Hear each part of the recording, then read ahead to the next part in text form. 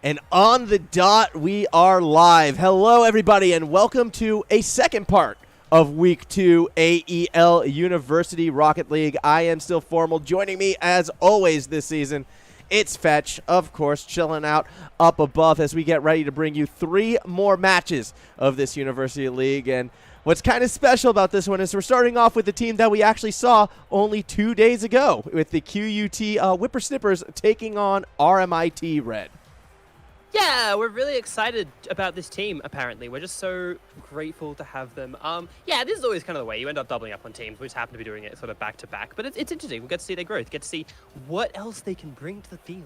Exactly that, as this matchup will be an interesting one coming from Group B. As you can see, the Whippersnippers sitting 1-1 currently, just like RMIT Red. So each of them, 1 win, 1 loss to their name, looking to turn things around. But before we get too deep into the rosters, I believe we have some special sponsors we'd like to thank.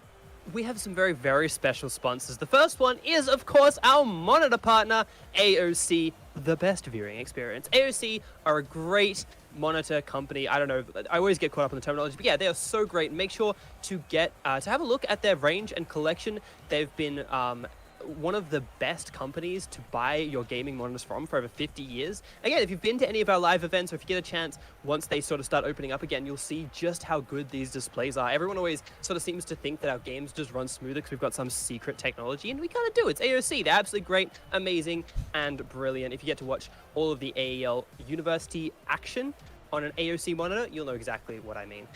Secondly, we have Chatime, who are, of course, our bubble tea sponsor. Fresh iced tea. Try the new range today at your local store. There are so many combinations, so many mix-ins, over 120 breweries around the country, and dedication to absolutely the best flavors and the best bubble tea you can get. It's really good. I feel like we go on about it a lot. Let us know on social media, of course, what your favorite types are. I know that we've gone back and forth now a little bit. So, and also our noodle partner, video game with Indomie. I love that line. I'm sorry. I'll never not, love it. We have 14. They have 14 different products, and of course, so many things you can add to them to make them that much more interesting. And that's another one which you can hit us up on social media if you have a particularly quirky way of having your Indomie. And finally, our headset partner, Rig. What it takes to win. They are some of the best audio quality you can get specifically for gaming. They have really great products to help streamers and gamers of all levels. Join the Rig team, enhance your gaming experience with the best quality headsets you can get. Yeah, so a big thank you to all of them as well, without which we couldn't post and, celebrate the wonderful world of esports with events like this, especially at that intervarsity level.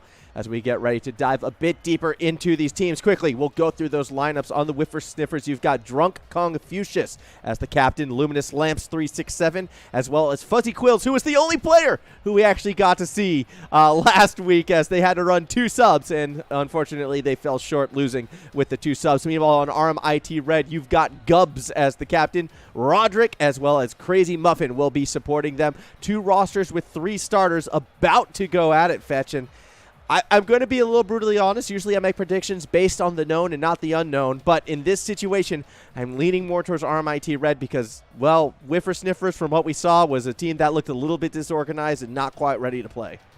But this is going to be where they pull it all together, Formal. This is the big arc where they're like, hey, we're back, we're ready. This is the start of our great run through the season. Still have a fair bit of season to go. So they could have plenty of opportunity to kind of leave their mark. I reckon it's going to be a 4-1 to the Whippersnippers. I don't really have a lot of evidence for that prediction, but 4-1. 4-1. That is a bold prediction. I'm so tired. They are going to they're going to dominate so hard. RMIT are going to want that last game just to get something back, and they're still not going to win. I'm joking. Yeah. All right. Yeah. You know what? I can't count. It's any way to get into those 5 games, right? We just play them regardless to give a team a 4-1 victory. Meanwhile, we are jumping in. I think Drunk Confucius may have been listening into the cast right there, saying RIP us as we kick this one off, and it will be. Okay. Yeah. Sorry, I didn't realize. Okay. Yes. Okay. But yeah, no, RMIT initially off of that kickoff was able to get some pressure.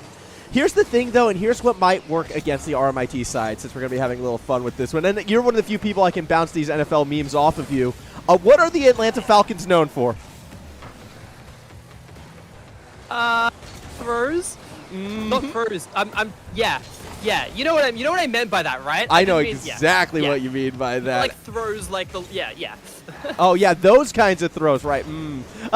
Yeah. Something 28-3, something 3 games with a 99% chance to win that they threw away just last season alone. The Atlanta Falcons, can't always finish. So, Exile, my eyes are going to be on you when they're at their best. Matty Ice can put on MVP seasons. Perhaps you can emulate that, and not quite what that team is known for. Of course, there is no gridiron comparisons. Instead, we are playing a wonderful game of Rocket League, and so far these two teams actually are proving to be quite evenly matched until we see that pass right there. Roderick just unable to push it through. Crazy Muffin, though, exists for a reason, and it's a 1-0 lead to RMIT.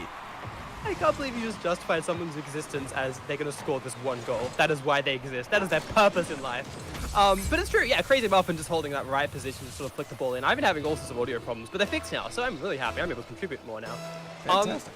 But yeah, this is a pretty good start from the side of RMIT. You kind of peg them as being your call to go forward. And so far, QT have had a few slip-ups, a few awkward sort of situations where they've ended up with the ball and not quite being able to find the right angle. And Exile had a really good spot there, just kind of hanging off the goalpost to off the side and possibly threatening something, but Fuzzy Quills is able to pull it out wide. It's kind of going tit for tat in terms of the possession. But Roddick actually... Oh, what is happening? All right, Exile tried to get cheeky with it right there. The defense almost bit. Got a little too close to biting from high cover right there, but cooler heads did prevail on QUT, and now they get to drive it out. But one thing I'm noticing just from these first 2 minutes alone is that Exile, first of all, it's a bit of a freestyler, but also QUT on defense, they're trying to go for these slow dribble plays, and they're not looking for these big banging clears, which normally would be fine, except they're losing out on these first offensive challenges coming from the RMIT side, which means they are going to have to change up their style a little bit moving forward. Crazy Muffin puts another goal in. As we can see right here, Exile off that setup through the corner, able to throw it perfectly down to Crazy Muffin, who beat out Fuzzy Quills to the play. 2-0 lead for RMIT. Yeah, and that was actually a really kind of good sequence of plays. I was wondering when we'd start seeing a lift to this series, because it's been a bit of a confused start to the game, I think it's fair to say. Like, there was that one situation where there was the fake. Ooh, Crazy Muffins finds another one. That's a 3-0 lead. Yeah, there was kind of that fake when no one went for it. Everyone was just like, okay, what if I leave it? And then, yeah. But RMIT have turned on the momentum. They've kind of figured out their spot in the game a bit faster than QUT, and I don't know if QUT necessarily have an answer for that, but turning on earlier, getting a big lead like this is definitely putting on the pressure on QUT to kind of find some sort of find something a little bit faster than the way they've been playing, a little bit like more, not faster in the classic sense. I'm not entirely sure where I was going with that point, but like kind of being able to find the contests on their terms a little bit better. I think that's maybe a better way to put it. Yeah, I think we had seen little bits of that, as we also see little bits of Exile right now trying to dribble that ball towards the net. Will have it stolen away. Crazy Muffin going up high.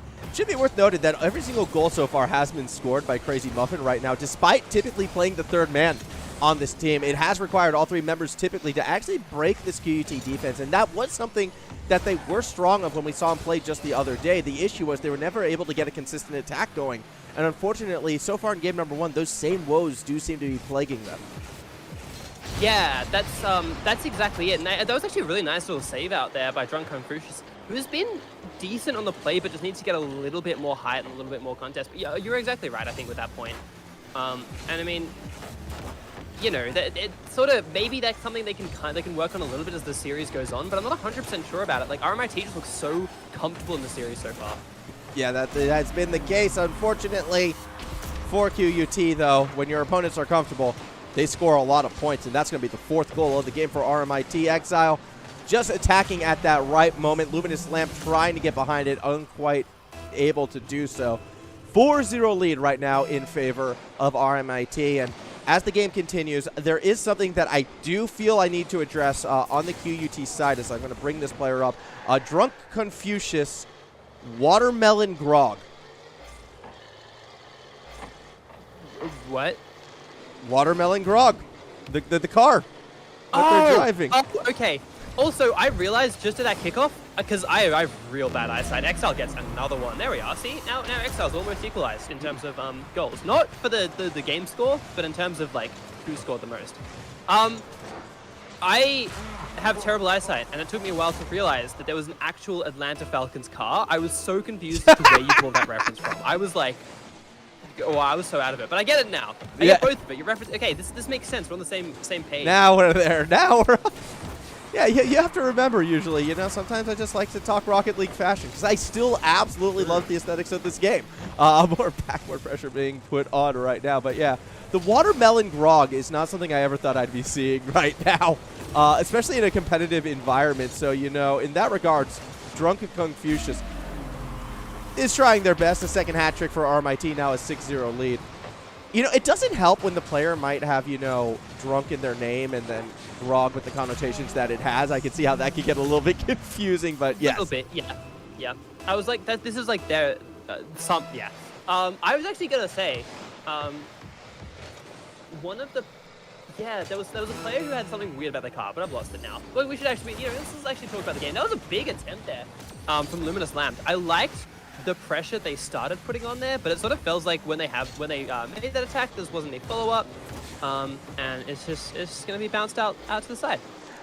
It's going to be played through the corner. Exile will turn it into a shot, but Drunk Confucius plays the patient game, will clear it out, and might actually find a goal had Roderick not been able to make that save. So unfortunately for the QUT side, they're going to find themselves shut out in our series opener. Still have 2 more games to try to turn it around, but typically when you see a 6-0 scoreline in game number 1, it does not bode well for the team that comes up short.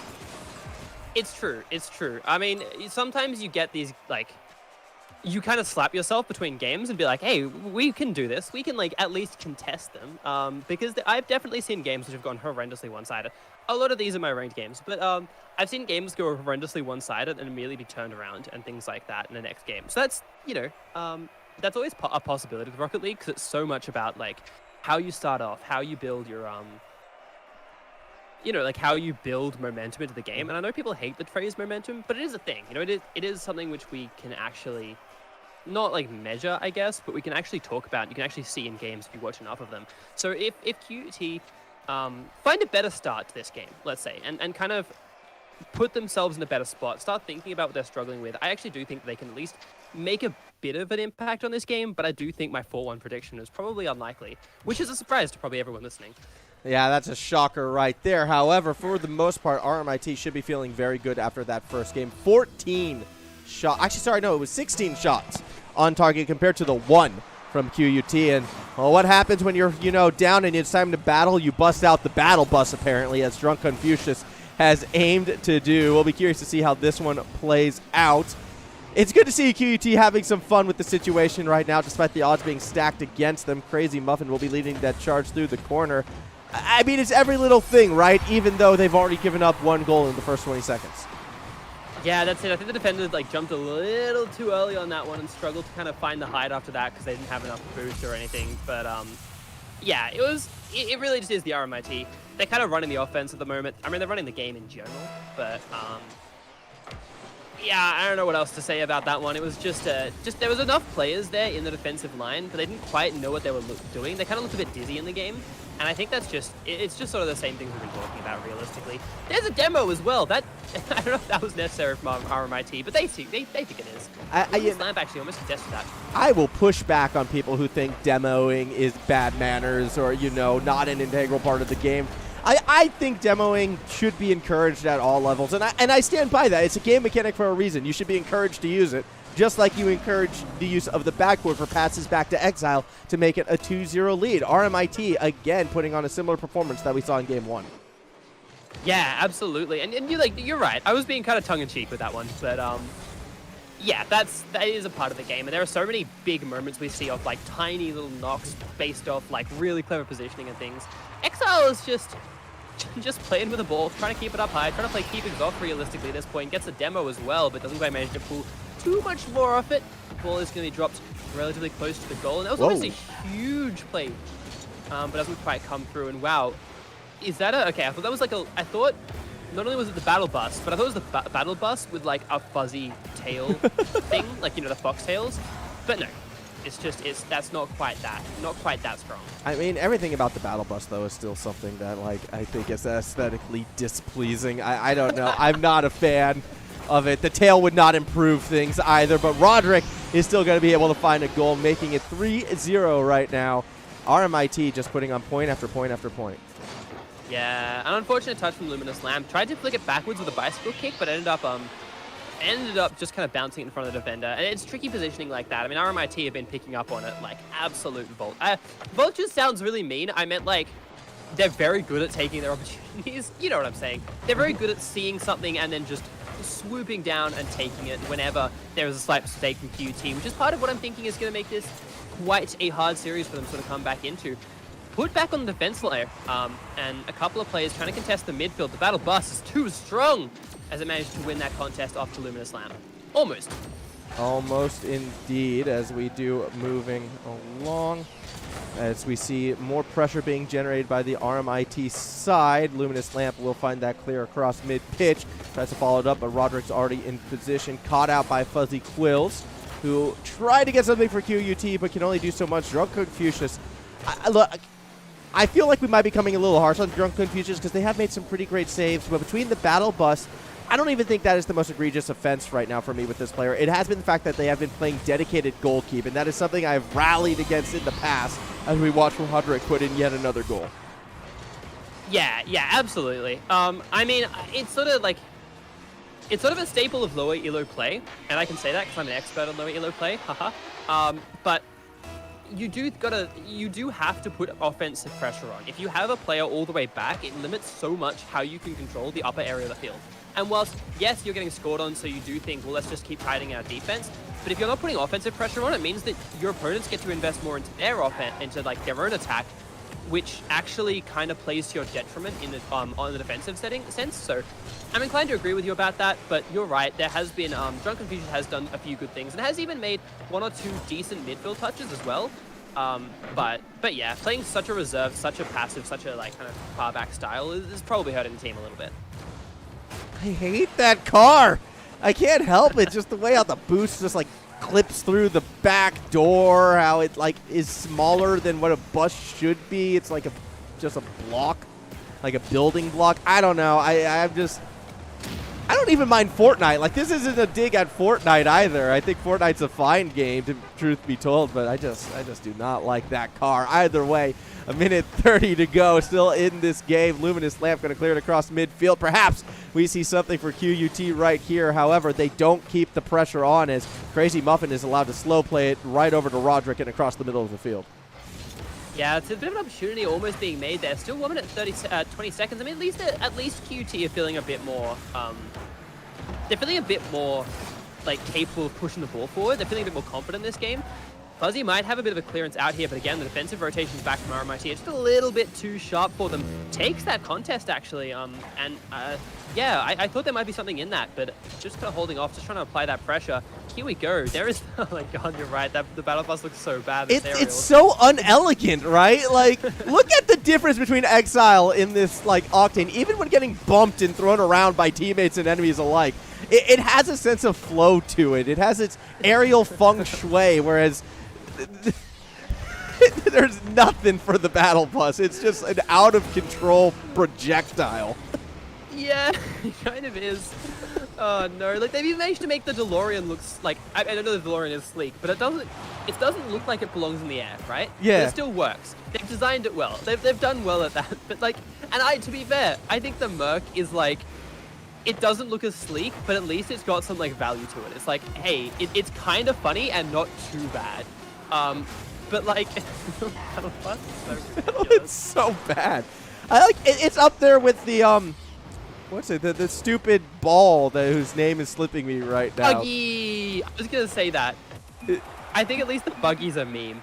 Yeah, I don't know. I'm not vibing with the battle bus. That's all I can say. I don't think RMIT was either. They're going to win this one 4-0 as we move on to our third and potential final game in this series. RMIT still in control. I don't think it was nearly as dominant as game one was. We saw some fleeting moments from QUT that looked like they might have been able to push themselves back in. However, for the most part, RMIT still very much seems like they're dictating the pace when they want to go fast and up high. They have that aerial control when they want to, slow the game down. They've been able to pull off those 1v1 fakes. They've just been in control of this series as we're seeing yet another car swap from Drunk Confucius, and I got to go in and see what he's driving now. Oh, no. We'll see soon enough. But yeah, I feel like QT are playing it a little bit better. I hope they're playing the Pong paddle. That would make me really happy. Not quite. But yeah, I actually feel like the fact that QT is sort of figuring out the ball a bit more. They're figuring out the bounce. They're getting used to the way the game plays, which I don't know about you, but that takes me embarrassingly too long when I start playing. Exile, great shot. Fuzzy Quill barely able to clear it out, but just does manage it somehow in the 2v1. Yeah, well, that was interesting because it looked like Roderick actually had a shot on the net, but Exile wound up getting in the way, and that's a disturbing sign. Either way, Roderick this time has only defenders in the way, and he'll beat defenders quite easily. Roderick able to get this one in just underneath Fuzzy Quills. That's a 1-0 lead. Yeah, Exile felt bad and just sort of put the ball in front of goals and was like, you got it, mate. So it's all good. All's well that ends well, as they say. But yeah, like I do want to see QT still step up. Like it's never great seeing the seeing a team gets absolutely stomped. You see, even when Drunk Confucius is running a good-looking car, they still find a way to put the, like, Larry details in. So it's still, like, I don't even know how to describe it. Crazy Muffin gets another goal, though. And, yeah, that's what? I think that's, like, the 11th. No, it's more than 11, I think. A lot of goals so far for the side of RMIT. Yeah. They're looking pretty good. They are looking very good right now. So we see Luminous Lamp kind of clear it out of the goal right now. Fuzzy Quill's going to try to drive it along that side. Roderick will be able to follow it up. Drunk Confucius, weaker touch, holds the ball in the corner. Exile has a peek, but doesn't follow it through. Now off that backward, a chance for Exile again. Bounces it high, but Roderick will follow it through. And we're just over a minute in. And in our third game, it's already a 3-0 lead. Yeah, I kind of like that soft touch up on the backboard. It was very much like a classic alley-oop, except for the fact that it came off the backboard. I don't know if that still counts, but it was a really, really lovely little touch. Just put it in the exact right position, slowed it down to make it that much harder for the defense to kind of be ready for, or it made it that much harder for the defense to stop it because it sort of hung there above the goal for so long. And of course, that bought enough time to just get slammed in. Exile going for another one up high, and there we are. Crazy Muffin just puts it in. I mean, look at this setup right here from Exile as well. Off the ceiling, nice late flick. Causes not one but two defenders to bite on that backboard, and that means you're going to have a clear path straight for takeoff down the middle. Another goal, another dominant performance thus far from RMIT right now, who just, again, every touch that they have seems to have a purpose for it, and that's been the big difference between these two teams as of once again beating out defenders. Now a 5-0 lead for the orange side. Yeah, it was that first kind of touch which Crazy Muffin got very well and then just covered it in, had options to play with. The defender, just kind of had to just pick one and go for it. But yeah, this is like, I didn't realize it had blown out to 5-0. I'm not going to lie. Well, almost another one. All right, Luminous Lamp. Luminous Lamp has done some good things in this game as well. We kind of shouted out Drunk Confucius for being there in the defense earlier, but I actually think that Luminous Lamp has done a decent job in this game. Here we are, another big setup. Exile going up high, lets it drop down to Crazy Muffin, but again, Luminous just sort of blocking it away. None of those mind games being fallen for on the side of QT. Yeah, nothing at all really just yet as we see Exile looking to center the ball. Crazy Muffin will catch and follow it through. A chance to make it 6-0 as Exile got all of that touch right there. I'm thinking this broke 100. It did, and then some. 122 kph. That's huge. Yeah. I mean, I don't think there was much of a chance of the defenders finding it if it was a bit of a slower shot, but like the precision, the sort of skill in that one was quite good.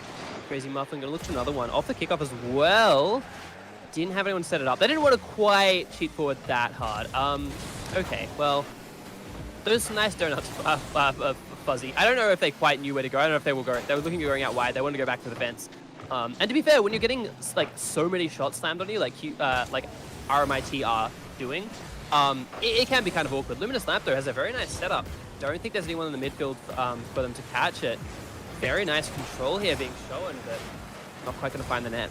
Yeah, not quite that pressure that they needed altogether. 6-0 lead, though, for them. I'm already thinking, like, as we pass the halfway point of this game, RMIT probably has done enough to win this one out. We'll watch what Roderick does, looking to play off that backboard. I'm going to throw that pass over to Exile, who will take it and look to dribble it some distance. Roderick swings and misses, but so too does the defense, and no way this goes in. Fortunately, there's a bit of a recovery, saving QUT from a little bit of embarrassment. Was that a team knock as well in defense? I think they were scrambling a bit too much. It might have been an offensive play. I just didn't quite see them there. Exile goes for the 1-2, ends up just setting it up for the teammates, and Luminous Lamp with the discipline. It was pretty safe save, but they still managed to make it. Now it's a matter of trying to find a clearance out. Two people buying using kind of the same space here, and Exile just goes for it. It was a bit too fast, the momentum change. A little bit too much for Confucius. And that also will lead to a 7-0 lead right now, which means with just over 100 seconds remaining, the infamous Brazil scoreline, you gotta bring it up, I feel like, in every cast. And it wouldn't even be the first one on AEL today if it happens. Yeah, Crazy Muffin's gonna stop it before we even start. An 8-0 lead, and now we're bordering on some of the scorelines we saw in the high school stream. Yeah, well, it might be bit of a day for that. I actually don't know. I don't expect other matches will quite go to the same line. To be fair, didn't expect this. Actually, I mean, I did. I expected 3-1. I expected to be dominant. I just, didn't quite respect how good RMIT were going to look out of the gates here. Yeah, RMIT have been looking absolutely fantastic. I think Exile is going to be a player to watch for sure, although hasn't really been the standout player in this one. Crazy Muffin has been putting in a lot of those goals, mostly through strong positioning. But this team has little elements of everything to take away. You know, you've got strong rotations. You have that solo sort of outplayer in Exile as well to go with it. I don't know. I feel like this is a team that's synergizing well with each other, and they're definitely in form. I mean, you don't go 9-0 unless you're doing something right. So definitely a super strong showing from this RMIT team as we see Exile yet again putting pressure on straight down the center. Yeah, really good pressure as well. I mean, I'm really glad that you highlighted Exile as being such a good player, because I haven't really been looking at who was stepping up individually on the team, just kind of looking at how the team had functioned overall.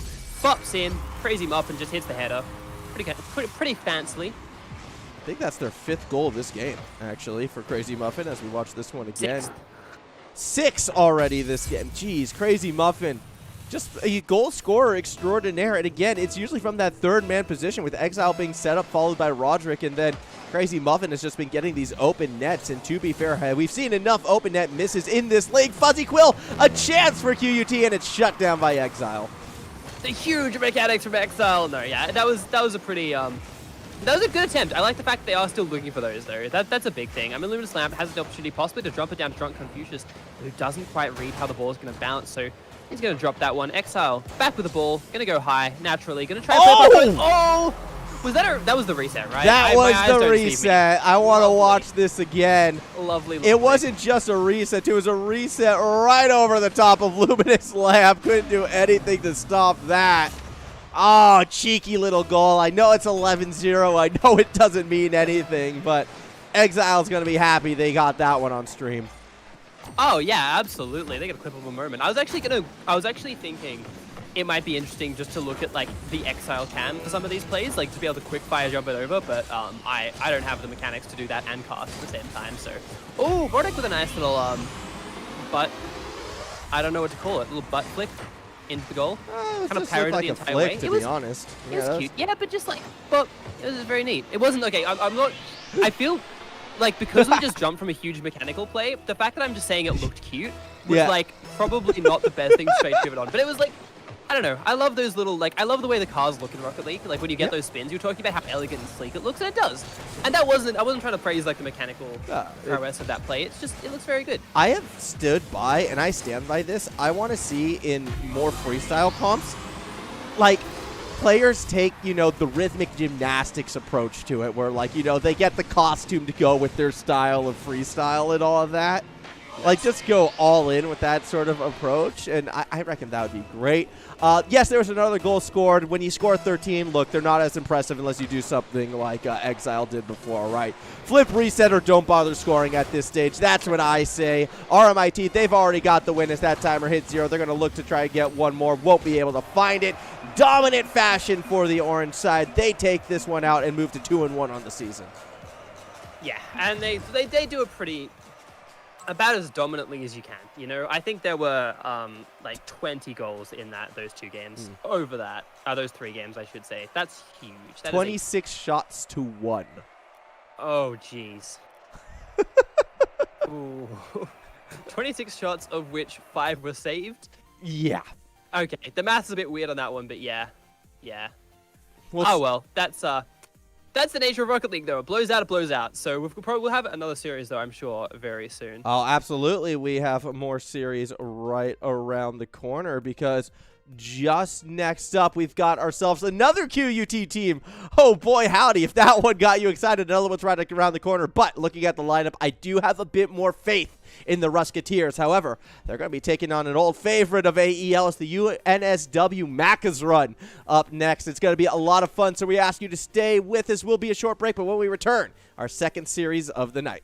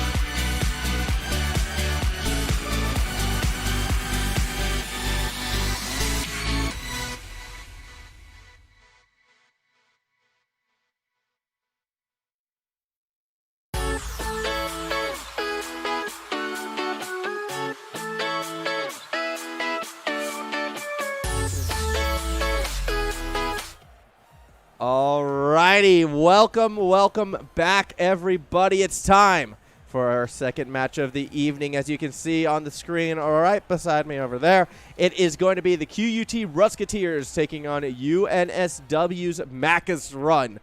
Two very interesting teams, two very different teams, I'd imagine. One with a giant roster, the other with, well, a small, normal-sized three-player roster. However, where they stand similar kind of has been their expectations and standings. Both of these teams in Group D currently sitting 2-0, looking to continue that undefeated run. Yeah, and I just looked at the Maccas run logo, and you're right, it's very, very good. But yes, sitting at 2-0 right at the moment. Sorry to hard pivot that one. Sitting at 2-0 right at the moment, looking like, you know, this is kind of always the case for the first few weeks. We talked about it a bit last week. Not even last week, a few days ago, about how, like, often you see these teams, like, kind of, there's a few teams sitting undefeated naturally because that's just how the ladder progresses, and eventually someone's going to break that, and, you know, we're going to see which team belongs up in that top echelon, which team kind of drops down a little bit. We've got a few other strong teams in this this area, though. I think a lot of the other teams who have gone 2-0, I think pretty much everyone who's gone 2-0 here, if I saw them in finals, I'd be like, yeah, okay, that makes sense. But I actually don't even know what to make of this. I always, because they're kind of the known quantity, I feel like UNSW should have a good chance of winning this. But again, we haven't seen the form of these players in this sort of this season as much, so who knows? Well, I mean, they're your known quantity. I actually am a bit more familiar with this QUT team than the other teams, and, well, I'm also kind of leaning on the University of New South Wales. Not that I think QUT is poor by any stretch of the imagination. I mean, definitely these players can step it up on occasion. I just haven't seen the consistency from this roster yet, and perhaps we will see it right here. For the record, QUT, in particular the Rusketeers, typically they have a 5-member roster for this matchup right now. They will be sending in Calsaren, Lodzi, and Nancho. Lodzi, the player to watch out for. Nancho as well can come up big on occasion. Meanwhile, for the Maccas run, you have Anatar, Muhammad Ali, as well as Skanawa, and I believe it's time to send these 6 players onto the pitch. Let's do it. Yeah, I think this is gonna be an interesting match. It's gonna, like, really shape how this group is gonna go. Yeah, it definitely can. Yeah, sorry, I said to send the good to go ping in the chat. Let everyone know that we're ready to go. Yeah, it should shape how the group's gonna go. We kind of will start seeing who is the big boss of this league and who's not. I hate the training room colors. I'm gonna say it. I hate the training room color. The Street Fighter training room, not into it. Oh wait, who's driving that one? I couldn't see it. Maybe it was okay. Maybe it was actually just a texture glitch, but I think it's Lodzi. Oh, Lodzi. Okay, we're gonna zoom in on this as well. I can. Oh. Yeah, not a fan. All right. Anyways, still gonna be some pressure coming from the Rusketeers side as they attack that goal. Getting demos in front of it, but credit to the New South Wales defense. They are able to hold on for now, looking for that clear across the middle of the field. Get QUT right back on them. Eventually, we do see Muhammad Ali get that touch to try to take it across the middle of the pitch.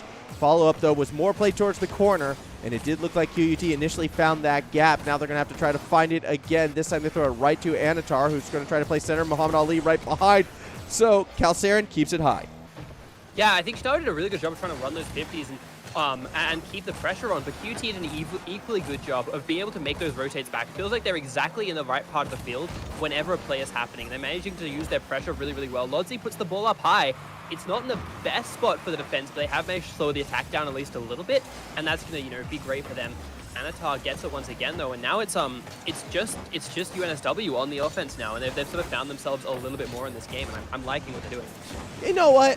And also, you're gonna hate me for saying this, but I'm coming around on Lodzi's car selection because I'm seeing the entire picture now, right? You've got the similar boost pull-out. You have the error message antenna, and then because, you know, you're trolling with your car build, you got to put the sunglasses on it. I actually respect the entire process of what's being put on right there. You know, the sort of so tacky, it's kind of cool. Either way, Nancho had a chance to find the angle. Instead, wound up throwing it all the way back to his own side, and Skenwawa was nearly there to punish. Yeah, very close. It's still quite even in this game. Very much back and forth. A bit more classic Rocket League here. No team kind of just building pressure off the start. And this is what I really want to see from a contest like this for two teams who will be almost guaranteed to be in the top half of the group, if not, like, if they're not contesting the absolute, like, top few spots. So I like that aggression. Right at the moment, it feels like QUT, they managed to find a bit of momentum in the play right here, a bit of a break, but they haven't pulled enough speed out. The ball goes up into a pretty neutral position, but Lodzi is there. But again, they just can't find the speed. Wait, never mind. There it is. Now Schwaz, they're pretty much solo. It was a bit of an awkward defensive effort with a couple of players just kind of stacked on top of each other in the defense there, but they've had time to figure it out, and UNSW are able to repel the attack. Yeah, they are able to bounce it back right now as we see Nancho trying to control the middle of the pitch, but Skinawa will be the one who plays it forward. Ball gets to that backboard. A chance for a shot, perhaps not quite, as Demos on the back line seem to actually have been holding New South Wales up. So it's going to be another slow push across the middle of the field. A good touch. Lodzi's there, but no, can't quite redirect it to at least throw it to Nancho, and Calcerin goes a bit too high. Ball needs to be cleared quite quickly, however, and with no boost available, New South Wales struggled to put the ball into safety. It means this attack does continue despite the demos coming through. It's just Nancho right now looking for that pass back. Doesn't find a teammate just yet. Calcerin throws it back to the middle. Lodzi, another touch forward to Calcerin. These tight infield passes look so deadly, but QUT have just been unable to finish the play. But yeah, they look like they are, you said it, exactly, that was the point I was going to make, deadly on the attack. They look like they're seconds away from just blowing the goal, like blowing the ball through the back of the goal. And admittedly, they have been dispossessed, but it's not even like that's come at the cost of sort of being able to get back to these defenses. Schnawa did a really good job there of just kind of playing that midfield position, slowing it down a little bit more, but I would like to see UNSW find a bit more speed in this game. They just look a little bit less coordinated on defense, and it feels like they are playing a little bit slower, I think.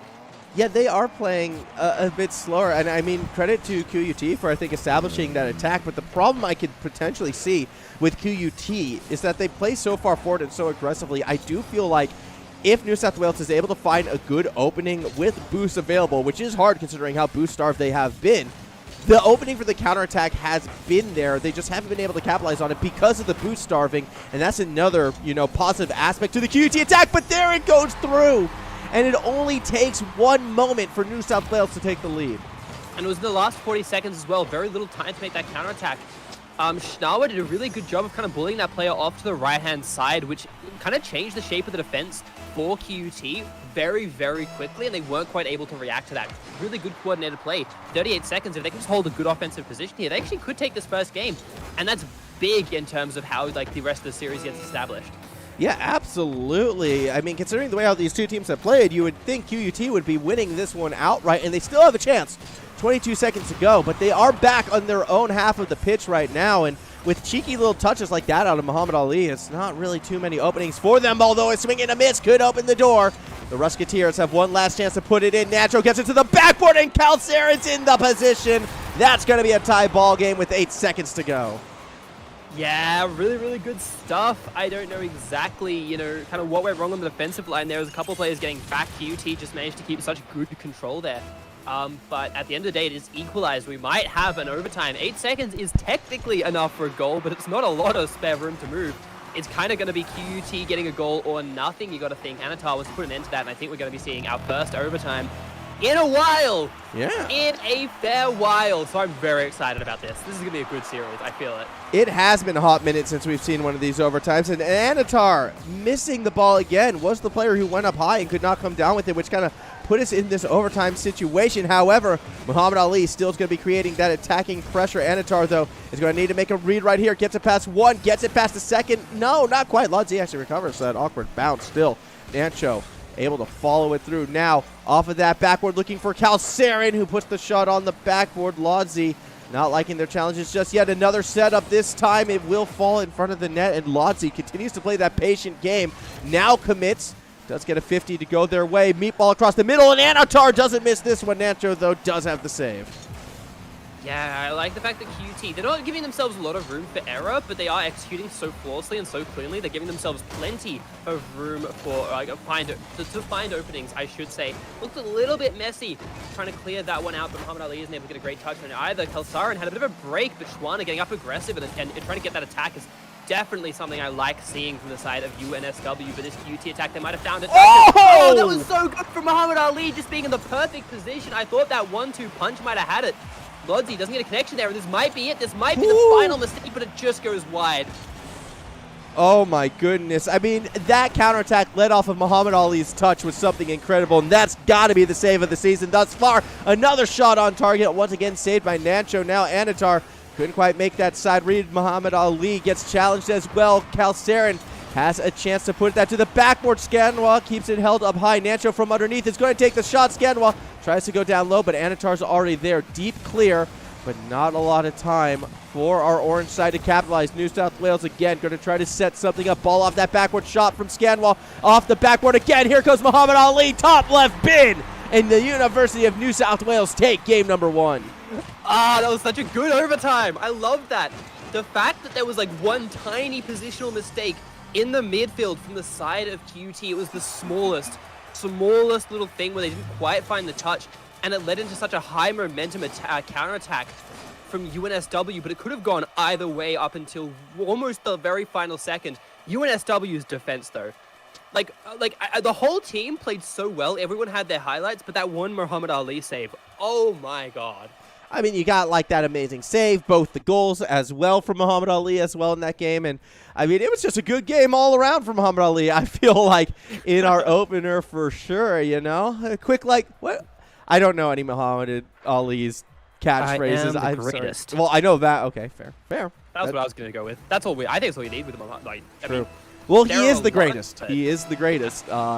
For a very solid reason. Perhaps not at Rocket League, although can add this to that repertoire. Either way, Nacho off the kickoff doesn't find the second touch. Calcerin does, but defense has recovered in time. I mean, yeah, that save was absolutely incredible. Yeah, how does UNSW triple commit on defense and all whiff in the regular game? Not quite literally, but like that was sort of the level they were at and defense at a few points there, or double commits, things like that. They were really looking messy. And then they just have the tightest, most perfect defense. It's like they were like actually just possessed by the spirit of like the 3 Rocket League gods. I don't know how they just turned it around like that, but it was so good. Like a whole different team. It was very, very strong, but I have to go back and like one of my little criticisms of this QUT roster, I think mechanically they could be very, very gifted, but sometimes consistency can kind of get to them. And although we didn't actually see too many inconsistent moments that last game, we are seeing their opponents rise. And at occasions, you know, QT hasn't really quite been able to match some of these individual plays, and they haven't been able to finish a lot of their setups. Like, they have all these cheeky little infield passes, but when it comes to nailing that last shot, they just haven't been there. So I would like to see QT play a little bit more decisive, perhaps, as we move forward. Antar unable to fall through right there as we see cheeky pressure being established. Mostly this is just to buy time for New South Wales defense to set itself up, but with the miss by Muhammad Ali, there's going to be a lot of pressure perhaps for the New South Wales side. Unless Anatar can find this pass, Muhammad Ali is going to be there. Went a little too quick, though, and doesn't find the shot that they were looking for. Yeah, but it was a nice setup still, and they had enough time to get the defensive rotation back too, so still able to play through that one quite well. But this is QT setting up once again. You said it perfectly. They just weren't able to execute on these. And part of that is, of course, the UNSW defense. But I do just need that one extra thing to go right for them to make sure they're actually scoring off these rather than just having what are admittedly very, very good setups. But, you know, it's not a, I guess you can't, it's hard to call it a good setup if it doesn't go through. I think that was a point you made the other day. Yeah. It's true. I mean, I don't know. I've seen some amazing setups that just haven't worked out. There's a difference between a good and a great setup, perhaps. As we see Scanwall look to play in that corner. Muhammad Ali will stay back, though. And, whoa, a couple whiffs right there. Leads to an awkward touch, actually, out of the QUT side. They're going to turn this into some attacking pressure. A bit of a meatball on the opposite end of the pitch. Nancho, again, throws it up to the backboard. Scanwall can't stay with it, which means a shot comes from Calcerin. Will be saved by Anatar, who pushes it towards a more barren part of the field and follows it up, finds that next touch. Nacho has to slow it down in the corner. This could be an opportunity. Muhammad Ali keeps the ball in front, but Calcerin does find the gap. Scanwall again trying to play through that corner, finds the second touch, but we're not seeing any passes to the middle. And I would like to see a bit more variety, perhaps, when New South Wales gets on the attack, because corner game can only get you so far. Yeah, that's very true. I mean, score is still even, so it just takes one play from them. That shot up high was quite good. Sorry. Ah, my God, I'm just tripping all over the words right at the moment. Yeah, as the play didn't quite work. The play didn't quite work out with QT. That's all you need to know. Really good defense from Calcerin, but Muhammad Ali is going to get a second shot on the play. UNSW are just going to back off a little bit. They had an opportunity. You can tell they wanted to go for it, but they just figured it was a little bit too dangerous. As Nuncho actually tries to play that one, just tries to disrupt the play a little bit. The midfield control from QT hasn't quite been there in the last couple of minutes. And they also just haven't been able to find the clears. 1 minute, 30 seconds left. They don't want to be playing with it here because it's going to be very hard if they do get scored on to find a counterattack in those last minute, in that last like minute space. Yeah, it is getting, well, we're going back down to a similar situation to the first game. Need I remind you, it was only 40 seconds remaining when we saw the first goal in game number 1. So we still got half a minute to go before we wind up in those similar dire straits. Either way, Muhammad Ali now through the corner, looking to put pressure on Nancho. I think a big difference between this game and the last game, though, is we've actually seen New South Wales been a bit more of the aggressor, where in game number 1, it was mostly QUT. And a lot of that has come from, as you mentioned before, you know, QUT no longer controlling the midfield like they were able to in game 1. That's a nice read and shot from Anatar. A beautiful interception turning into a goal. About 40 seconds, huh? All right, so you said it. Like, you said it really well as well. The fact that they did manage to make a goal in this last, score a goal in this last 40 seconds, but you don't want to be constantly putting that pressure on. You know, I feel like University of New South Wales are just getting stronger as this series goes on. Not like massively. It's not like, aha, they are finally hit their final form, whatever. But they are just looking more, like, a little bit more solid each second which passes.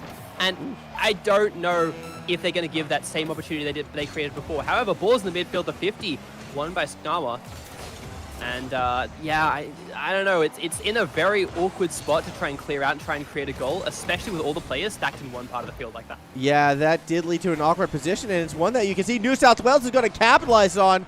Fortunately, Calceren's able to make the save, but you need a bit more than that right now, QUT. Lodzi will lead the charge with the ball, has it stolen away by Scanron. Nacho follows it up. 0-second play is what's required to stay alive in this second game, and no one is in that corner whatsoever. New South Wales advanced 2-0 on the series. Yeah, and a really good game again. I mean, this is UNSW, like I say, they're kind of stepping up, they're improving.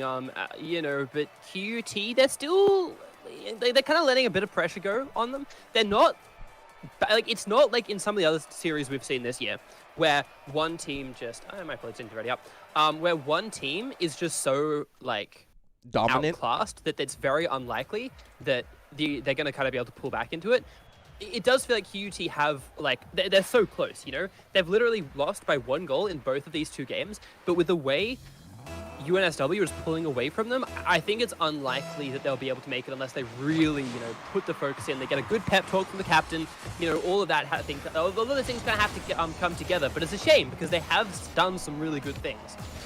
Yeah, I would agree they have had some big key moments, but I just don't feel like they've been consistent enough with them, and that more passive playstyle we saw in game number 2 certainly did not do them any favors. I'm hoping to see QUT get back and more on that offensive side, although initially things were a little dire right there. Almost had Anatar get that opening goal quite early in this game. Now that counterattack, Calceren puts one on, but Muhammad Ali proving to be a defensive genius, kind of like the boxer, actually, if you wanted to go down that route.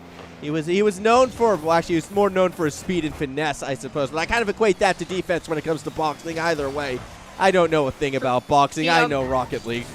I think he was the one who literally just blocked for about three periods of like a major boxing match, and then just like one punch knocked out his opponent, basically, like one flurry of offense because his opponent was so tired. I think that was him. I'm pretty sure I know which match that was, but I don't want to. I feel weird committing to that because I'm really worried I'm gonna have like messed it up and got the wrong person. I would assume it's the George Foreman match. That's kind of. I'm pretty sure it was George Foreman, Rumble in the Jungle. I'm pretty sure that was him. But I'm doubting myself now because I'm saying. Well, I know that match happened. Like, I know that was a match that Muhammad Ali won. I don't know the nature of it. So. I'm 99. Okay. If this was offline, if I was just talking with my friends, or even like talking to someone who like knew the subject, I'd say it with a lot of confidence. I kind of know that there's someone in Twitch chat who's going to know everything about Muhammad Ali, you know. So I'm a little like, but yes, no. Back to the game. No, the important thing. QT found themselves some offense. They bounced it off the backboard, but not quite hard enough. Lodzi doing a really good job there, and Nacho almost finds one. Bounce behind is good, but the subtle discipline from UNSW is enough at the moment to keep the ball out of goals. I want Lodzi's old car back. I want that one back. What is this? What is this? This is, for the record, Fetch, I'm zooming in on the car right now. This is This is nightmare fuel that Lodzi has decided to play right now. Oh my god, that's Car one is of the epitome of the, like, you need to have an IQ, need to have a very high IQ to understand Rick and Morty. That's what that is. It's that copy paste, but like just in the form of a car. Gosh, what is happening? Normally, I love the cars AEL players take, but today we've gone backwards, my friend. It's battle buses and that, and well, Muhammad Ali is going to go ahead and put one through. At least the Batmobile is a classic, as is a late first goal, at least in this series. Maccas run go up 1-0. Would you be mad if I said the Batmobile looks like a frog? Because it does to me, and it makes sense when it makes it at least look like logical when it jumps. But I don't know, it looks a bit weird. But yes, Maccas run. They're up 1. They have this advantage. QT, remember that this is like the difference between being 3-0 and 2-1 actually is pretty intense. The backboard, not the backboard, the crossbar, the 4th player for UNSW. I'm pretty sure this is a meme from last season. I'm pretty sure this is an actual thing. Lodzi tries to go for the contest, doesn't quite pay off. It crosses again. Kalsarin can't get it this time, and it's off in the defensive corner. We don't want to acknowledge Lodzi's Lodzi. I don't want to acknowledge anything about Lodzi right now, although they don't even have the decency to go with the annoying cat engine noise. Like, you have all the pieces of the puzzle there, and you're missing the most important part. Either way, a minute and a half to go. QUT playing for their life right now. It is Lodzi leaving the charge.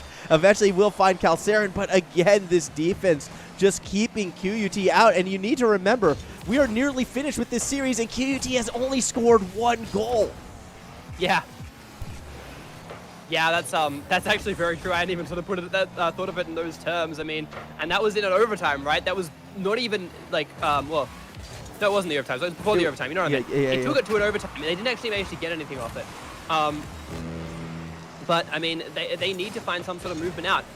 2 players committed for that, then both backed off because they thought the other player had it. And that's just sort of how it's feeling a little bit. They're going back on the attack here, but UNSW have committed so much harder to defending. It's sort of turtling a little bit. That's awkward. In this game. That's very awkward. That's going to be the goal. It was a defensive miscommunication. You can see it right here. Double commit bumping into each other opens the door, and QUT strikes. A double commit begets a double commit, but the second one was just a lot more effective. So, here we go. 40 seconds left. It's a tied game. Sort of been here before, except, you know, slightly different circumstances. You know what's going on.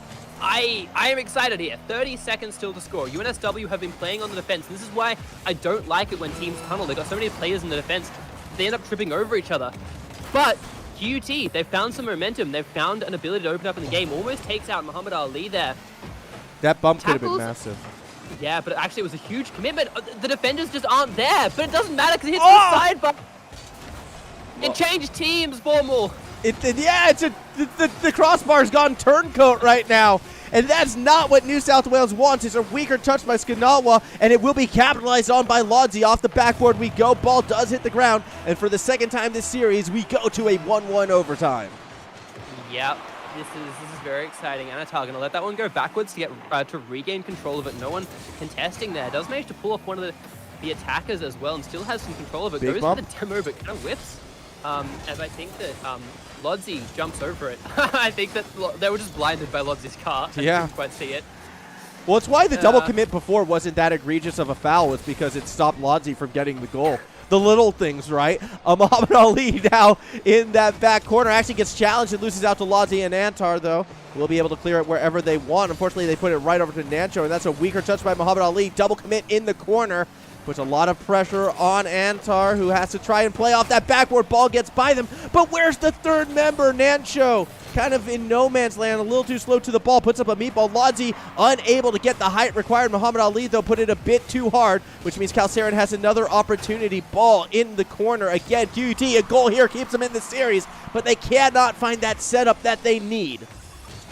Yeah, that's not quite it. Muhammad Ali does float like a butterfly, but is being really tested here. Is kind of stuck back in that defensive line. So many players taking up the same kind of space on this side wing here. So almost a bit of a punish by the side of University of Sydney. This might come through, but Kalsarin has had time to get back. That player who'd kind of pushed up on the line was doing super well there, and Antar actually might be able to pull this one back, but QT, they found that much more speed in their rotations. This one goes high, but it's just a little bit wide, and Lodzi should be able to clear it out, but there's 3 players to beat. As we see Kalsarin now going for a reset, doesn't make contact with the touch, but nearly was able to play it off the dribble. A bit unfortunate, the ball kind of went backwards as Muhammad Ali cannot quite find a way around Lodzi, who again is putting that pressure on. Nancho off the wall actually makes a bit of a misread. No one there to capitalize right away, so Nancho is able to recover themselves. As we get to that ping pong game, Scanwall did cheat a bit far forward. That leads to an awkward touch. Pressure on Antar, who didn't get the read they were looking for. Nancho has a shot now, but it will be saved by Muhammad Ali. Gets it forward to Antar, who now has a chance to try to pass it to Ali. Lodzi waits on the backward. Ball waterfalls down. Kalsarin needs to make the read. It's slowed by Scanwall, but not turned into a shot just yet. Muhammad Ali beats out the next attacker. Back and forth we go. Antar challenges, loses it out. Nancho shot saved by Scanwall. And this overtime, we're nearly halfway through another entire game. We hit that 2-minute, 30-second mark. Most of it's been QUT. Here's the shot, but Nancho has it a little bit wide. Yeah, they didn't have the ability to get that double either, but still good play from QUT. They found themselves a midfield, and they're doing quite well with it. They are refusing to say die in this one and throwing attack after attack, a bit more like how they were playing in that first game, where even though they haven't found a goal in this overtime, they've looked like they've had so much threat. It has been a little bit risky when the play's been turned around on them, but at least they've double commit. It goes over the top. Oh no! And Lodzi cheated forward, can't find the read, and Kalsarin puts it high. That's it. Nancho misses as well. That's 3 members of QUT who don't make contact with the ball, but the counterattack's a little bit slow. Defense has a chance, and Muhammad Ali also put it a bit too tight to the right. There's been a fair few mistakes in this series. Oh, there's been a few mistakes in overtime. That's what's made the series so exciting. All the teams are going for everything. Kalsarin just gets there in time. Wasn't sure if there was a defender back, and it looks like they're going to be able to get a clearance out. No, it's completely denied there. And now the attack is on. I think 2 players out of position, but Nancho are able to buy a bit more time. Looks like University of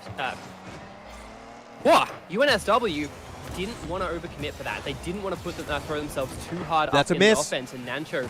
That's another miss! Oh no. Oh, Muhammad Ali, though, is trying to corral it. You can see all of QUT cheating forward. They saw the 2 misses and thought maybe, but Muhammad Ali, who has been that rock on defense, was enough to keep the Sharks at bay. Either way, Rusketeers still looking for it. Lodzi stuck in no man's land, but can't make the read as we see Kalsarin keep that ball in the corner. Another chance versus Muhammad Ali, wins it out. An opening, perhaps not quite the pinch on defense. Put some hype behind it. Nancho can't redirect it towards the net, but will find a second touch off the backboard. It's Lodzi with a chance. It's not accurate, but Nancho is there, and that's going to be the win, going to QUT after 4 minutes and 19 seconds.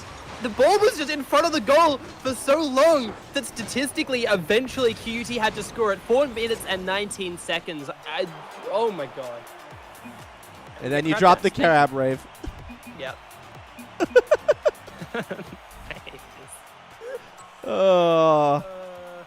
I will say, I started coming around to Lodzi's first car when you pointed out that I had the disconnect aerial. Yeah. Which I am a big sucker for. Because it's funny because it's like you've disconnected. It's clever. Yep. And then that gets pulled on us. Oh, well, what has Lodzi got now? It's a new car from Lodzi. We have to investigate off this kickoff. I think this is an Octane. It is. Oh, it's back to the old one. Oh, okay. No, fair enough. Fair enough. Yeah, the better one. Apparently we're BMing too hard. Yeah. Lodzi's gonna play 10. You know what? No, you know what? No. We were not BMing too hard. Stick with this one, Lodzi. Stick with this one. I never want to see that other one again. That's all I'm going to say there. If I recall, actually... They're actually pretty on the attack. Sorry. I'm just trying to remember. If I recall correctly, last time I cast a Lodzi game at QUT, it might have been a different player, but, you know, I kind of got called out a little bit for being too harsh on this player in the past, and now it's happening again. Oh, no. Kalsarin... What? Lodzi has actually made this series... Like, okay, this series has been... amazing. This has been the best series we've had this season. True. Undisputably. But it's been one of the best I've cast in Rocket League in my recent memory in terms of Rocket League. Lodzi has somehow elevated it with this, like, just bringing style. Even if it's not the most fashionable thing ever, it's just, like, it just brings charisma to the game, you know? I love it. It doesn't matter if you're cheering for them because they've got this car or cheering against them because they've got the other car. I'm just more invested in the game because of it. So I'm not as much flack as we're giving. It's actually great. I love seeing it. people show off their style. Yeah, exactly. I absolutely love it. And like, look, I rip on QUT because, you know, I do a lot of work for the university. So, like, bias coming through, but not quite. We stay impartial when casting these games. As we do see Calcerin now looking for a bit of a dribble right now. We'll get it past the middle of the pitch. Muhammad Ali from underneath. We'll get a slider touch with it. I mean, I have to agree. And we've seen a lot of personality in terms of car and play style from Lodzi, actually. A very aggressive player we've come to learn. But we're also seeing personality in the play style from Muhammad Ali as well as, oh no, Lodzi. That was a scary touch. That was very, very scary. And Andrew had a lot of speed on that play, but didn't quite manage to put it anywhere constructive. And you're right, it is kind of like the two stars in their back, not the backup, but like they're kind of like the personality of the team and all of the other stuff which is going on. The work crossbar with the help of I think that was Lodzi, who's sort of playing it through. Yeah, they're really like elevated the series somehow. I don't know, but Calcerin, who has had some good, like, was that one of those players, I think, in Game 1 who had so much of that setup and was being really constructive. Lodzi actually extended a little bit, possibly far forward, but it's all right because that contest, I think, delayed the play for just long enough. But this game is so much slower than that last overtime. And I'm not, it's like dizzying going from one to the other, you know? It is, but I think that has to do, you know, maybe a little bit of game fatigue. Either way, I think as one of these teams will look to accelerate, that's when we'll see more openings come through. Also, just something that kind of scares me, and this is the last time I'm going to talk about it, and then we're going to move on. I am concerned that if QUT and the Rusketeers lose this match, Lodzi is never going to use this car again and only use that green one because that was the match that they found the win on. Yeah, I've been thinking that, but it's fine. It's fine. We'll just not think about that. But Lodzi is actually doing a really good job of setting that one up. Nancho couldn't quite beat out Gawa in that play. And Calcerin, it was a bit of an uncomfortable touch, but it's okay because Lodzi is there. Didn't quite get the full clearance out. Muhammad Ali is still on the attack. Anatar as well. Puts into the defensive corner though, so it's probably not going to be able to get too much more of that. And there aren't really any players back in defense because it's coming down to Snawa to try and clear that one out. Gets demoed, but it's kind of fine because the ball stops. Wow, triple demos, I guess. No one gets to play. As we see the shot from Calcerin only goes so far with it. Scanwa now looking to push it back the other way. Will get dunked upon by Lodzi. Now looking to play through that corner ball off the backboard, but will be caught by Anatar. Nancho as well plays off that corner challenge in front of the net. Will be defended by Muhammad Ali. Swing and a miss from Lodzi as well. Another long game without our first goal, Fetches. These two teams so evenly matched. A chance is going to be taken away by Nancho, who's now going to look to go that other way. We're starting to see more aggressive positioning from both of these teams as they've each been playing further forward. The pace of the game still, I mean, relatively slower compared to the last one, but it has been slowly increasing. I think eventually we will see that mistake, and both teams have been looking to punish on it. Yeah, that's it. I mean, it's 40 seconds, so I was expecting to see a score there, but not quite at the moment. QT had a bit of an opportunity, but weren't quite able to play it through. Nancho gets it past the first defender, bounces off the backboard. Snawa is able to kind of interrupt that play. It's now Lodzi's turn to try and step up. Doesn't quite work out, and the clearance is going to happen. I mean, Nancho will have time to respawn there, even if the attack did turn around. But yeah, the low speed, we might almost end up sort of inadvertently handshaking to an overtime. Yeah, it looks like we're going to be going that way to the greatest overtime scoreline, of course, 0-0. It doesn't get much better than that unless we see that last second goal. Nancho's going to try to throw it down to Lodzi, who had an opening, but couldn't quite find contact with the ball. Still 3 seconds to go. One last chance for each of these teams to make the magic happen. It's going to be QUT pressing it forward. Ball doesn't reach the backboard, and we go to overtime yet again. Yeah, here we go. This has been, this is a ridiculously close series. I'm really, really enjoying it. And like I say, again, 3-0 and 2-1 are very different scorelines. You know which one you're going to be playing for, obviously. That was almost a terrific breakaway from Anatar there as Lodzi. He's going to be able to try and clear it back. Tries to get a punish for the overextension, but doesn't quite have the boost. Calcerin with a great setup. It's going to be Lodzi. Not quite connecting on it, though. And Nancho couldn't find an angle right there. Too many defenders in the way. Still, it is QUT being those aggressors yet again, and that's how they found success eventually in the last overtime. Swing and a miss from Antar, but no one's on the opposite side straight away except for Muhammad Ali, who has the ball intercepted. Nancho with the chance, and it's off the post and in. 2 overtimes in a row sees QUT take it to Game 5. Oh boy, that's a, that, I'm so glad this series, of all series, you said, I think 2 days ago, in our last broadcast, you said that you don't like 5-game series. The better team should just clear house, should just absolutely like be able to run over their opponents, even if there's a bit of a back and forth in terms of goals scored. And I agree with you in theory, but I'm really glad we get a 5th game of this, quite frankly.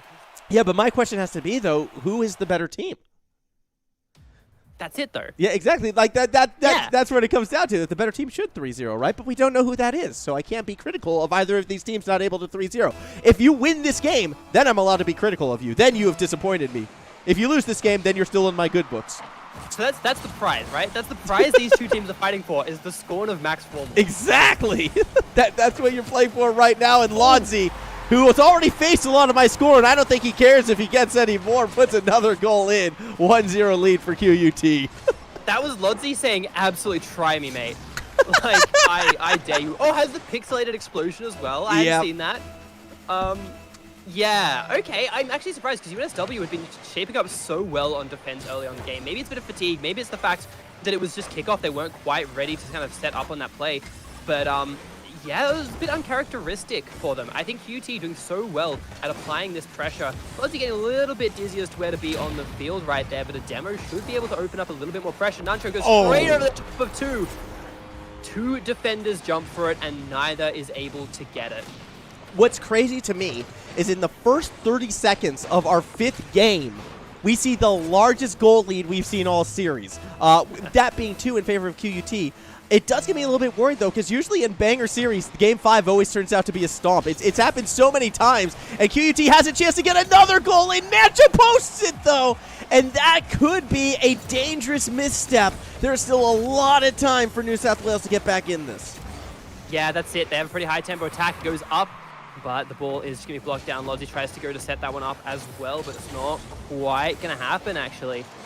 They are just kind of desperately trying to clear this, desperately trying to find the time for the rotations, try and find some time for the defense to get structured. It works out pretty well. University of New South Wales, they're in a spot where it's been hard to activate this speed, and Nancho just saves that one, as that was the first serious attacking effort, which we've seen from USW, but they've locked down the attack. This might be it! No! Such a good defensive play from that player, realizing they have to contest the player because they can't get to the ball. Really good work. Yeah, this is big time, sort of clutch time right now for the New South Wales side. They cannot afford to let another goal in, because you need to remember they had not one but 2 situations where they were a golden goal away from winning this series. And now they find themselves 2 goals down in this deciding match. They need to get some momentum going back in their favor, I feel like. I mean, they were shut out last game. They haven't scored a goal in a good long while now, not since regulation of Game 3. Perhaps they find it right here, pass across, but Scanwa just unable to get there in time, as we see Muhammad Ali cannot beat out Lodsy. And with 3 minutes to go, time working against the New South Wales side. Yeah, it absolutely is. I mean, there's still a fair bit, right? It's 3 minutes. Admittedly, it's been a slow-scoring series, but, you know, you still think of, in a general Rocket League game, plenty of time to make 2 goals. So it's just a matter of trying to change up their style. Right at the moment, QUT not afraid to kind of get a bit physical with the plays, get a bit more aggressive, just disrupt everything to try and make it so that UNSW have that much harder time. They get a bit of a break here. Nancho just clears it, and now it's actually UNSW who's struggling in the midfield. Yeah, it is actually. New South Wales been on that back foot as Calcerin finds the height on that shot right there, able to keep it just above a 3-goal lead as the series slips further and further away from New South Wales. We are looking at that reverse sweep. Yeah, that is exactly it. And as exciting as that is, it is, you know, you want to see UNSW put up a bit more of a fight. You want to see them try and take this. It's much harder now. We're getting to the point where they're going to have to score. They have to play so well here. And QT seems to know exactly what to do just to lock this ball out of their defensive half. And actually a really good spot there coming in. No! Almost at the goal. The goal was open as well. But again, keeping the ball in the attacking half, that's all you have to do as QT to win out the game here. But the scary thing is that is now 2 open nets that we've seen QUT miss in this game. And it could be a much worse scoreline. In theory, you know, you kind of play that what ifs. It could be, you know, 4-0, 5-0 right now. Just, again, I don't know what it is about Game 5s in close series, but sometimes they do kind of get a bit more one-sided, and the reverse sweep looking more and more likely as we hit our final 100 seconds. New South Wales, they need to score at least one relatively quickly. Yeah, Muhammad Ali, a great effort, puts it above the goal, but there was no one quite there to make it, to kind of play off, and Lozzie, very good, stable defense. Very good little jink, actually, over the top here. But I don't know if it's going to come to too much. Again, UNSW leading the midfield split, and I feel like this has got to be fatigue, right? We kind of talked about it. We've mentioned it a couple of times, but UNSW looked so good before. They looked so fantastic not that long ago. And now, you know, they're kind of just looking like a shadow of how that playstyle went. Like, look at a play like that.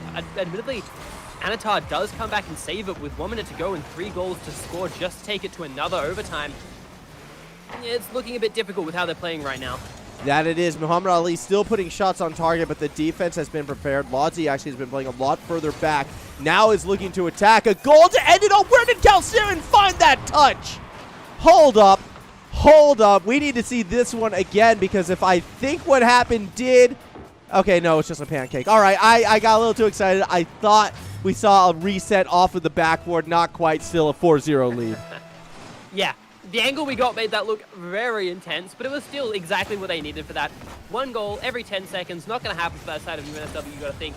So QUT might have just completed that that reverse sweep and done a fantastic job of doing so, making themselves one of the top contenders for this Group D, this Group D standings, I guess, this Group T competition. Calcirin wants to possibly go for another one, or at least keep the ball up this attacking half. And the timer's just ticking down. You know, you said it. Timer is UNSW's enemy right at the moment. We got a rule 1. Even. We got a rule 1 to end this series on, as we can see Scanwall and Calcirin interlocked in battle, and what better way to go down than this. Muhammad Ali still putting some pressure on, won't find the goal. QUT win it out. They pull off the reverse sweep in what was an insane series, and wow, Lodzi, that's actually quite impressive right there. Yeah. I don't know what to say about that game. It was such a series. It was such a bizarre series as well. I think, like, a good series isn't just when 2 top teams go at it and make a bunch of perfect, structured, exactly correct plays. It's kind of almost when you get teams who have who make mistakes sometimes, but who have a really high skill ceiling go at it. And I think that's what made that series so fantastic. It's a kind of almost a tragedy that it felt like UNSW burnt out a little bit towards the end. They kind of were struggling to keep that momentum going, and QUT as much outlasted them as outplayed them, but the lift from QUT was still so good, was absolutely massive. It was such a good fight back from them. The entire team kind of coming into it. We've talked about Lodzi a lot, obviously, because... but yeah, it was such a great effort from the entire team coming together, not getting too dissuaded by how close those first 2 games were. You know, you was 1 goal in it. There was an overtime. You were so close. You got so many shots which just didn't go on target, but they still found the goal. They still found the victory. They have things to work on, which I think is a good thing. You never want to win a game and stomp your opponent so hard that you don't know what your weaknesses are, because then when you come against a better team, you're just going to struggle. I think QUT can identify their weaknesses from that game, work on them, and come back next time even better. And hey, we got a QUT win. Yep. They've been looking a little bit bare in these in AEL. Yeah, they seem to dominate everywhere else, though. So yeah. I mean, well, not just in AEL. They win in the other games. This Rocket League's been a little bit rough for them, but still, they got a victory here today, and the Rusketeers are still undefeated. So maybe we're selling this squad short. Either way, we still have one more match between 2 of the more fun teamed names. We've got the Gong Gardeners versus the Milk Guzzlers. Try and say those 4 words 10 times fast. We'll try that one off stream because we're going to a break. So don't wait too long. When we return, it's going to be our next match. You're not going to want to miss it.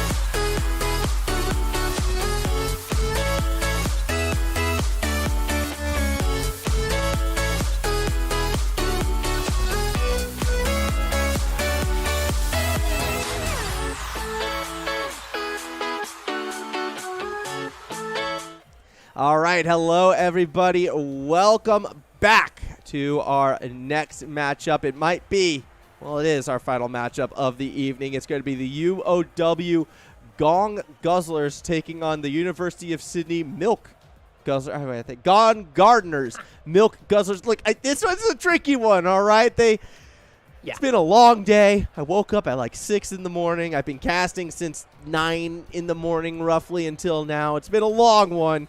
And then you throw this at the end. I mean, look, it is what it is. It's going to be a fun matchup nonetheless as we get ready to go for some Group A action, actually.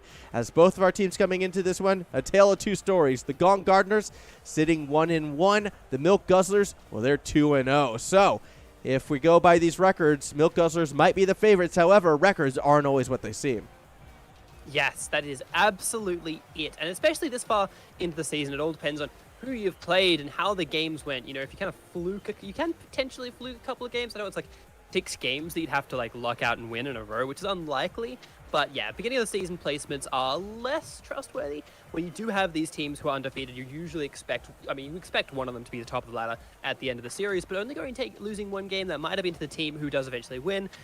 We don't really know. I think we've seen a bit of I think we've probably seen both of these teams in some form. I'm not exactly sure, but I do expect that we'll see something solid, at least from the USYD side. I know that they've been a bit of a force in the past. I think that UOW have a lot to show as well, but I don't know exactly how they're looking. I don't have as much information, again, less of an on quantity, until we have a look kind of at the players and what they're doing and what they're exhibiting, you know? Well, let's take a look at those rosters, and maybe you at home can figure out who should be doing what on the UOW side. You got Nixon, My Husband Left Me, which is kind of sad, and the Bandits Run playing together on UOW. Meanwhile, for USYD, you have Queen Hit, Drago Blue, and Zinvola. So, you know, if these names are familiar to you, if you've got favorites in your matches, we're sure, you know, to type that in the chat and get excited for this match, as it does look like all of our players have jumped in. I'm going to be giving them the go in game. You can give them the go on Discord. It looks like the players are jumping through, though, so we are about to get underway onto the pitch, or at least Zenvola is feeling ready and raring. Okay, if we're ready to go, I guess we'll Yeah, I think we are. I guess we're just going then. This is a recurring pattern, it seems. I've been telling them to go in game. Oh, okay, cool. Because I've been sitting with like my screen on Discord and things like that. But I'll jump into spectate in a second. Yeah, all good. But yeah, so that's okay. Yeah, we're good. We're good. That's been what's been happening. So it's been me all along ruining everything for you. It's Scooby-Doo style like reveal. I see. Also, I am going to have to do a little bit of detective work to figure out who this player is in particular. 2010 Toyota Yaris sedan. A little bit of a name swap right there. Just call them 2010 moving forwards, although that name is amazing. Unfortunately, you're driving an Octane and not a Yaris, although that said, Psionics, Yaris skin when? Oh, absolutely. You know, look, I'll be honest, the Fast and Furious skin line, pretty cool. I want some, like, basic cars. I want, like, I was mentioning this the other day, I actually want to be driving around in Rocket League in like an old Honda Civic, which is like slightly beat up and one of the lights doesn't work properly. That's my dream. Doesn't have to be like that car in particular, but like that sort of feel. That's what I want to see. But yes, this game, UOW are in the blue, USYD are in the orange. I want to say it's red.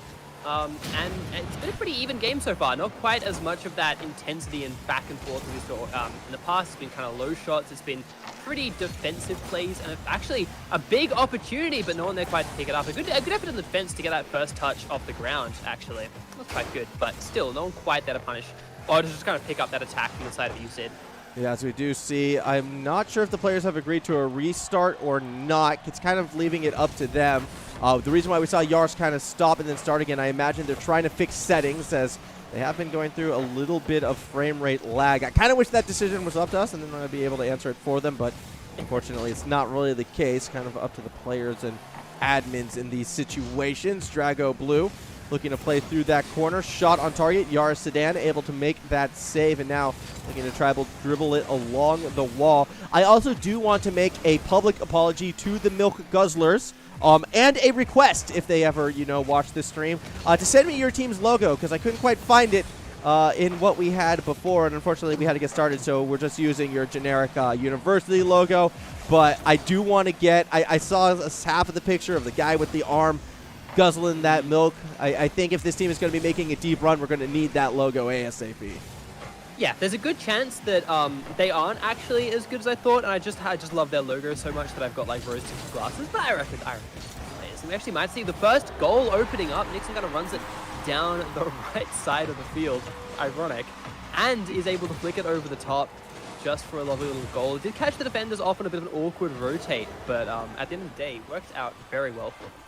Yeah, so that will be another goal being scored. Well, a first goal being scored. I'm still kind of, my mind's still in the past, as we do see 2010 Toyota Yaris sedan has left the match trying to fix the situation. So this is going to force the orange side into an awkward 2v3 situation. They have been able to rejoin with 2 minutes remaining. Hopefully, we'll be able to have that impact, and hopefully that issue has been fixed, as we don't want to see people suffering with frame rate lag in these matches, as Invola will be able to clear it across the middle of the field. Shots on target. A demo follow-through as well could lead to an opening for the University of Sydney side, but they're unable to get the goal just yet.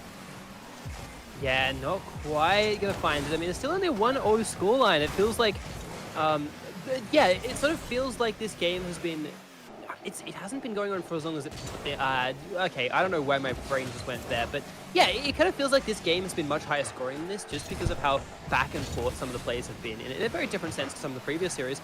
Sinvola just managed to find a clearance there, kind of almost parks just in front of the ball in the right position, but pulls up very quickly. Almost a teammate full one there.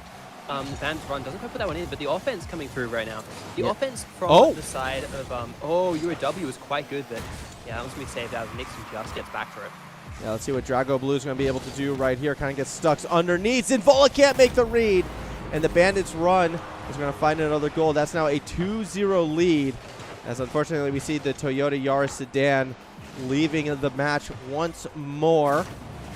That does not bode well, unfortunately, for the University of Sydney side. I'm really hoping this issue can get fixed, as we didn't see any responses from the teams in that situation. So Zinvola's going to take a shot off the post. Follow-up is there, and in the 2v3, Sydney starts to claw back. Yeah, they do. They managed to find themselves a goal back in this one. It doesn't look like they're suffering too much for this. They're managing to find themselves a kind of space in it, a bit of an advantage at least. Oh, not advantage, sorry. Some sort of standing in this game at least. But, when you're struggling, when you've got players who are down, things like that, it can be a little bit difficult, as I'm trying to see if I can find some sort of, let's see if we can get some sort of answer for this play. At the moment, you kind of have to play it out. We've seen teams play just 2v3s and things like that, but I do like the fact that USYD at the moment are still sticking with it. They look like they're really, really able to play well, given the situations. Village goes for a big demo off the boards, and keeps active for a little bit longer, but it's going to have to find a clearance out here. Yeah, let's see what they can do in the 2v3. It's going to be so difficult, though, on that back foot with only 20 seconds remaining. As we do see Drago Blue looking to stay with the ball. It will be dribbled across the middle of the pitch, where my husband left me. Is going to put a shot on target. Zinvola will keep it held up high from underneath as well. More attacking pressure. That's exactly what the University of Sydney does not want to see. Still, Drago Blue keeps it up, and no, Zinvola won't be able to get there in time. So UOW takes the first game. Now is a little bit of time, though, I feel, for the University of Sydney to try to get their teammate back in this match, and hopefully with frame rates running smoothly. Yeah, that's it. I feel like if there is an issue like that, where you have a situation where you are having like technical issues and things like that, then you kind of, like, we've seen this sort of stuff happen before. It's always ended up being the 2v3. If it is especially frame rate issue, I don't know if that's anything on like the server side. For example, if it's latency or something, if the server's not right, then that's something we can fix. But I'm not sure if it is a frame rate issue, if there's anything we can do about it. I think that's just that's usually a problem with the computer and not something we can kind of do much more. So yeah, it seems like we're gonna wait for a little bit longer until we can get an answer from the teams, from the admins. You can, we're getting I think we're waiting for a computer restart in this one. So as far as I'm concerned, the way how I'm interpreting the situation, I think that win will count for UOW. However, we will wait for the player to return, and then we should have a proper 3v3 in theory without frame rate issues. Again, we kind of hate seeing these situations. We do want everyone playing at their best, at any given moment. We're going to jump in, and hopefully we'll be able to get to it quite soon. Look, I'm going to take advantage of this. I'm going to lie. I'm going to abuse the camera a little bit. I'm going on an adventure as we talk about whatever. Don't worry, we'll jump back as soon as players do jump in. Although I might need your help. Let me know when they do jump in, because I'm taking this camera for a ride. Ooh, okay. I'm excited about this. I thought you meant like an actual a ride in real life, and I was like, oh, do you want me to cover for you while you go set up some dramatic bit? But no, we're actually having a look through here. This is, I swear I know the city. I swear these buildings are very familiar, but I can't quite place them off the top of my head. I mean, it's kind of. I think it's Singapore. Oh. I think that's supposed to be styled off Singapore, but I don't know. I don't actually think Singapore quite has the same surrounding hills and things. I mean, there's definitely no snowy mountains in Singapore. Yeah, that's it. But I think like I think the general skyline, because I know that like people use Hong Kong a lot for like cityscapes in the background of things, and that's identifiable because Hong Kong has really specific sort of skylines. But I don't know. I actually don't know about this. It might just be that there's a couple of buildings which are similar. I kind of feel it's more like I need to know more about this city, but I almost feel this one in particular kind of feels more like I want to say like Vancouver-y, to be honest. Like, ooh, that could be it. Yeah, I don't know much. I don't know much. I could be completely wrong, but I'm just getting like that vibe. I don't know. It's not really too based on much. I love this building here. It's clearly supposed to be a high rise. Yeah. Except for the fact that it's so small. It's in the ground. It's a Hobbit high rise. It is. It is the Hobbit high rise. I don't know. We're just chilling. We're just going places. This is Rocket League, everybody. Put your guesses in the chat as to where we are right now. Let's do a GeoGuessr, you know? Oh my gosh, yeah, GeoGuessr here. It looks like Yaris has gone back to the map, so unfortunately our adventure might be coming to an end just where we may have found the hole into the void.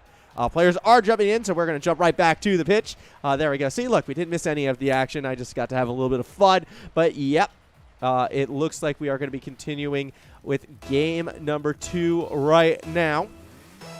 As it stands 0-0. Zinvola is going to get a touch from midfield, and my husband left me will be able to clear out of that backboard. Drago Blue doesn't have the read. Nixon, however, does, and that's going to be an opening goal in favor of the blue side. So UOW picking right where they left off. 2 members, 3 members, doesn't matter. They got the 1-0 lead. Yeah, that's exactly it. We kind of talked about how we see that happen too often. I mean, it's not quite the same situation because in the past, like you see, it's been literal like 2v3s for the entire game, not so much just like small tech issues like that. And then the team who had the 2 actually does worse with 3 players. And another one looks like it's going to come through here straight away. Yeah, that is 2 very quick goals for UOW. And that's looking very strong for them right now. This is a very fast and furious start as we see another goal for them right now. A 3-0 lead. What is going on? Zinvola, I mean, they're going for these kickoffs. It's just disastrous beginning right now for the USYD side. Yeah, they just rolled their ankle on the landing. That's all it is. But yeah, that's joke aside. Yeah, the kickoffs were a little bit unfortunate there, and it's.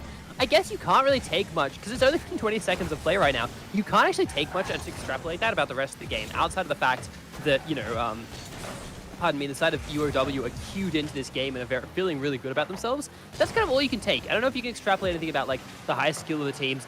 That was a very unfortunate whiff, though. I think no matter how you cut it. I do have to agree. We have seen a couple little awkward sort of whiffs and misreads in this one.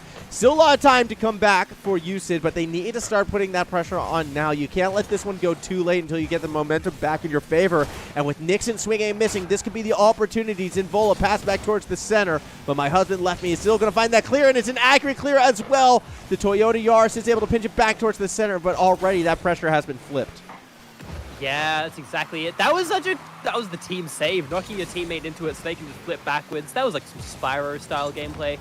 Double commit up on the defense, though. Don't think there's anyone who's kind of right there to be able to punish it too much. Ball drops straight down into the ground from Toyota Yaris, and at the end of the day, it's still an attacking, it's still a lot of attacking threat from the side of USYD, but they're not able to get sort of too much more off it. Oh, never mind. Maybe they are, but it just misses areas. Zinvola eventually just puts in the back of the net.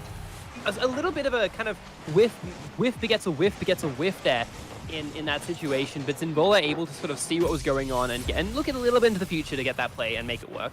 Zinvola has been the goal scorer for each of the 2 goals so far scored by our orange side in USYD. So definitely looking to be a player to watch out for in terms of striking capabilities right now. I'll be curious to see if they can keep that momentum. Still a lot of time again to come back. And this one, another shot, this time from Drago Blue, will be saved by the Bandits. Runs Zinvola, though, still catching it mid-pitch.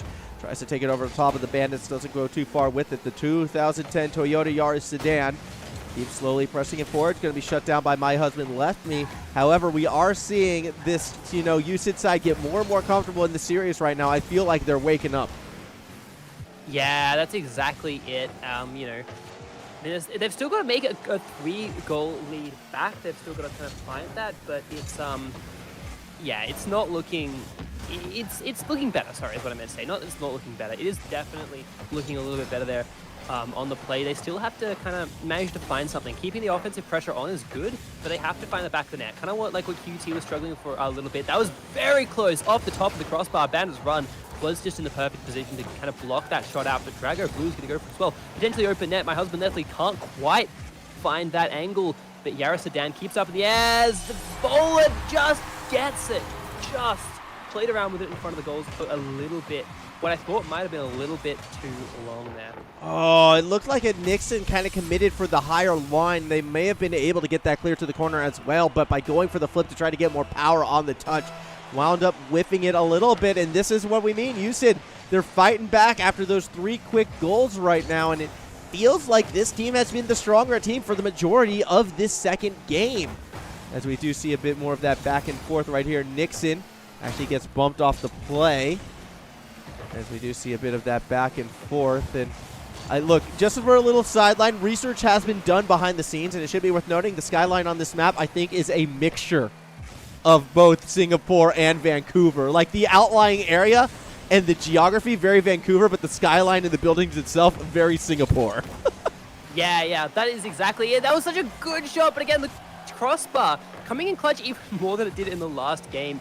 I mean, the pressure here right at the moment is looking really good, or at least a lot better here from UOW. They do get forced straight back on defense as I say that, but they should be able to clear this one out. If in mind, player goes up high, almost waterfalls it down the perfect position, but doesn't quite get the touch. A second attempt is made, but no real connection on that one. And once again, Zinvola just says enough of this and slams it into the back of the net, which seems like it's been their role. The ultimate third man, perhaps. Absolutely, and with that, we actually see a tie ball game. So credit where it's due. We've seen USYD come through such adversity already. They have a player dealing with frame rate issues. They have to play essentially a game 2v3. They dropped 3 goals early, but now they find themselves side yet. My Husband Left Me almost finds the double touch, unable to kind of spike it back down. And if you're on the UOW side, you're kind of watching this game slip away through your fingers right now. They had a 3-goal lead and a chance to go to match point. Now they're on the defense as Drago Blue looks to push it through the center, gets that Duncan touch, and it's now a 4-3 lead in favor of the USYD side. The red treble commit. Yeah, and then the slam off by Dragon Blue, you're right, was very, very, very good. But that was very, very unfortunate. It looks like right at the moment UOW's defense is collapsed a little bit there. They are good enough to hold this. I think it's just that they've got to kind of change a little bit of what they're doing. It does come down off the side there quite well. A 2v1 attack and Zinvola gets it. It really has been Zinvola being the difference maker, I think, in these plays. Demo onto My Husband Left Me, who was the attacking player. So there should still be a defensive line here for the side of UOW, but yeah, USYD just found it. The bounce over the top kind of just gets it. And they look really, really in control right now. Yeah, they are looking so dominant right now. As you see Drago Blue just cross up My Husband Left Me, a 5-3 lead, and they have completely flipped their fortunes in this second game. This is going to be USYD most likely taking this one out with only 35 seconds remaining. Pressure on the UOW side. Try and get any pressure moving forward. They will be able to play through the corner, but already that ball is passed back towards the center of the pitch. Toyota Yaris already there waiting for, looking to put yet another goal in. Awkward touch from My Husband Left Me, but they are able to follow it through off the backboard. Yeah, exactly that. Bandits run is kind of keeping the ball up a little bit defensively. Toyota Yaris doesn't quite get the perfect touch on that one, so he will go midfield control over the UOW, but they're not going to be able to score 2 goals in 6 seconds. You got to think it's going to be one slammed in now and then a kickoff goal, but it's not quite going to happen. One left. It's going to touch the ground. USYD come back into this one now that they've fixed some of those issues that we were talking about before. Yeah, absolutely. So USYD they are able to adjust, adapt, and then low-key kind of dominate, I feel, that next matchup. And for UOW, you can, it's good. One thing to win in what was essentially a 2v3. It's another thing to get 3 kickoff goals. But we haven't seen them get a proper sustained goal since we've sort of seen both these teams sort of play out. And these longer drawn-out points do seem to favor that USYD side. So moving forward, I'm actually a little bit worried in UOW's chances to win the series. I am inclined to agree with you, honestly. I'm inclined to think that this is one of those sort of situations where they have to do so much to lift back up to the level USYD have managed to get to themselves. Like kind of adaptation, counter adaptation, all that sort of thing is a big part of any best of series. But the fact that USYD, now that they've kind of got everything working for them, now they've got everything kind of running in a straight line, they look very good. And I would be surprised if UOW are able to just immediately to kind of turn around in this game. But maybe if they can lift a little bit here, they can kind of build it from there and come back in the series that way.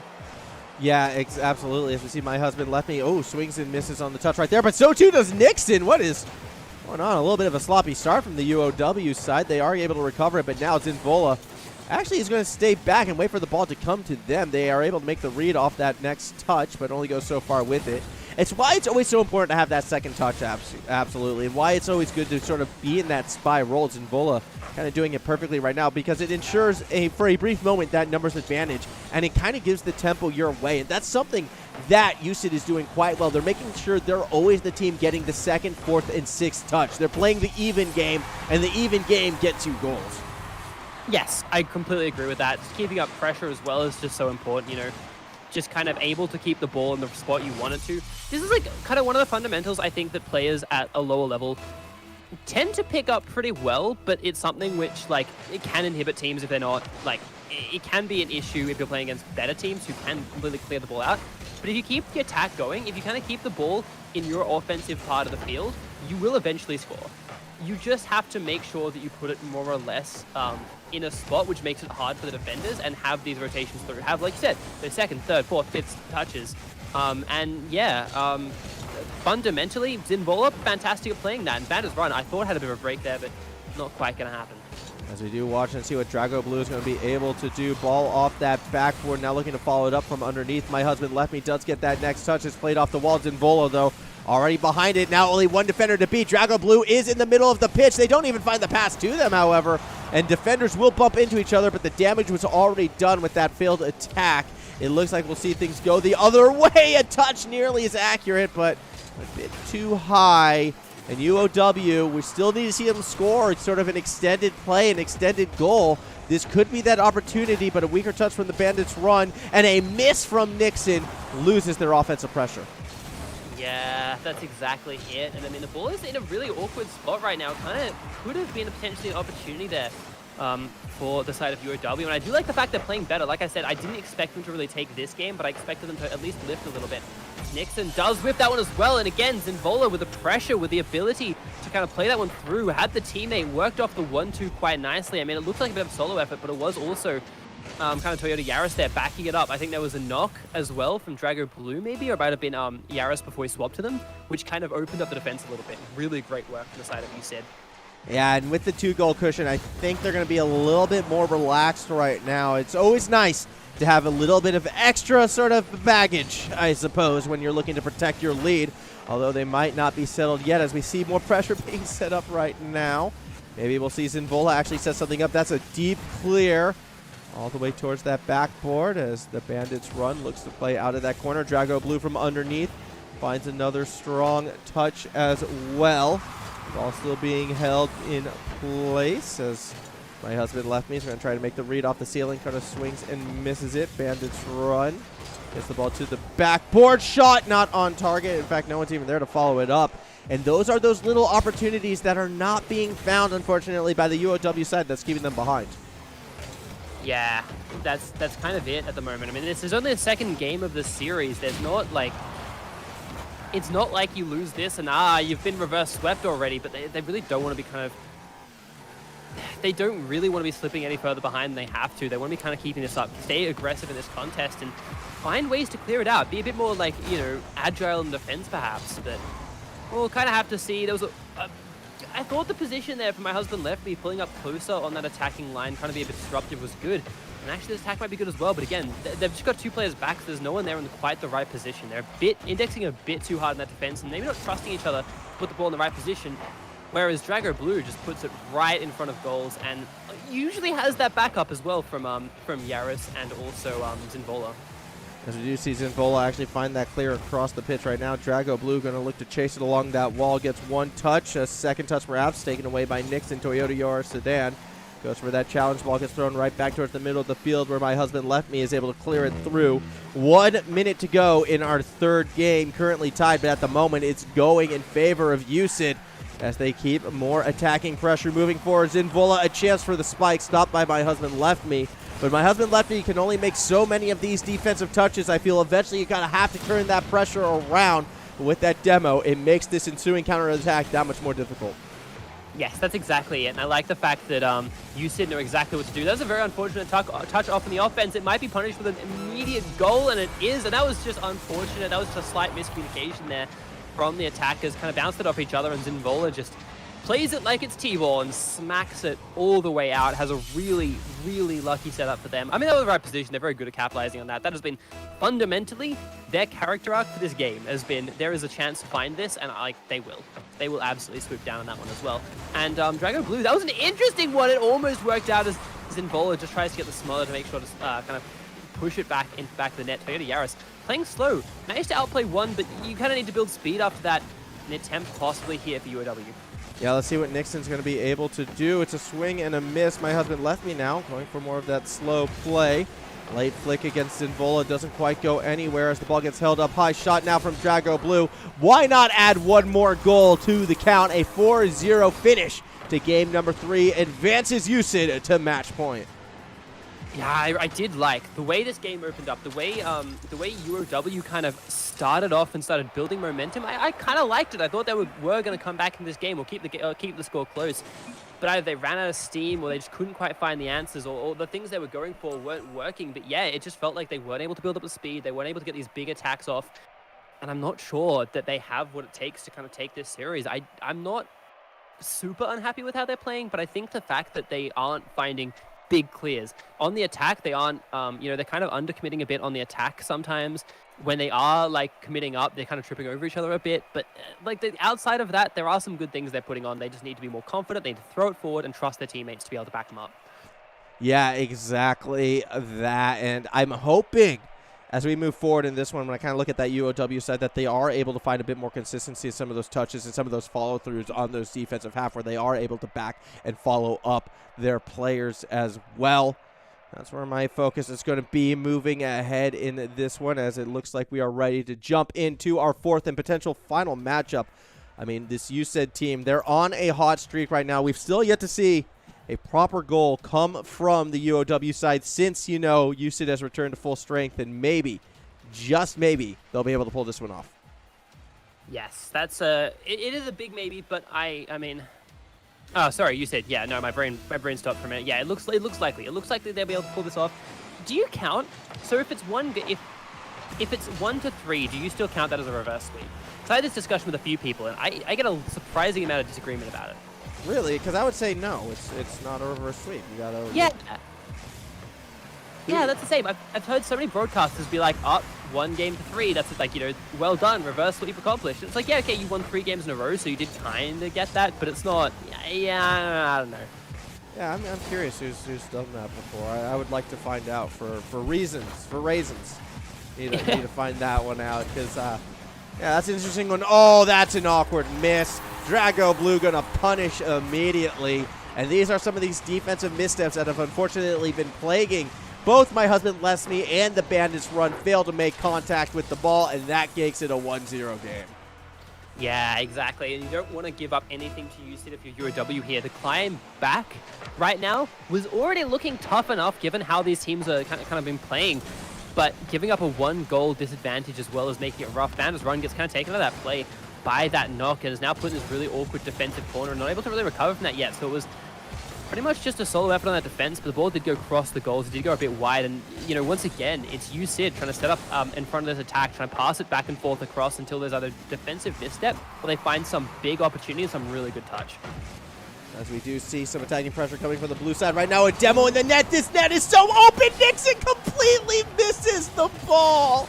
And I feel like at this stage, if you cannot put the ball in the net in those types of situations, perhaps this series has fallen out of reach.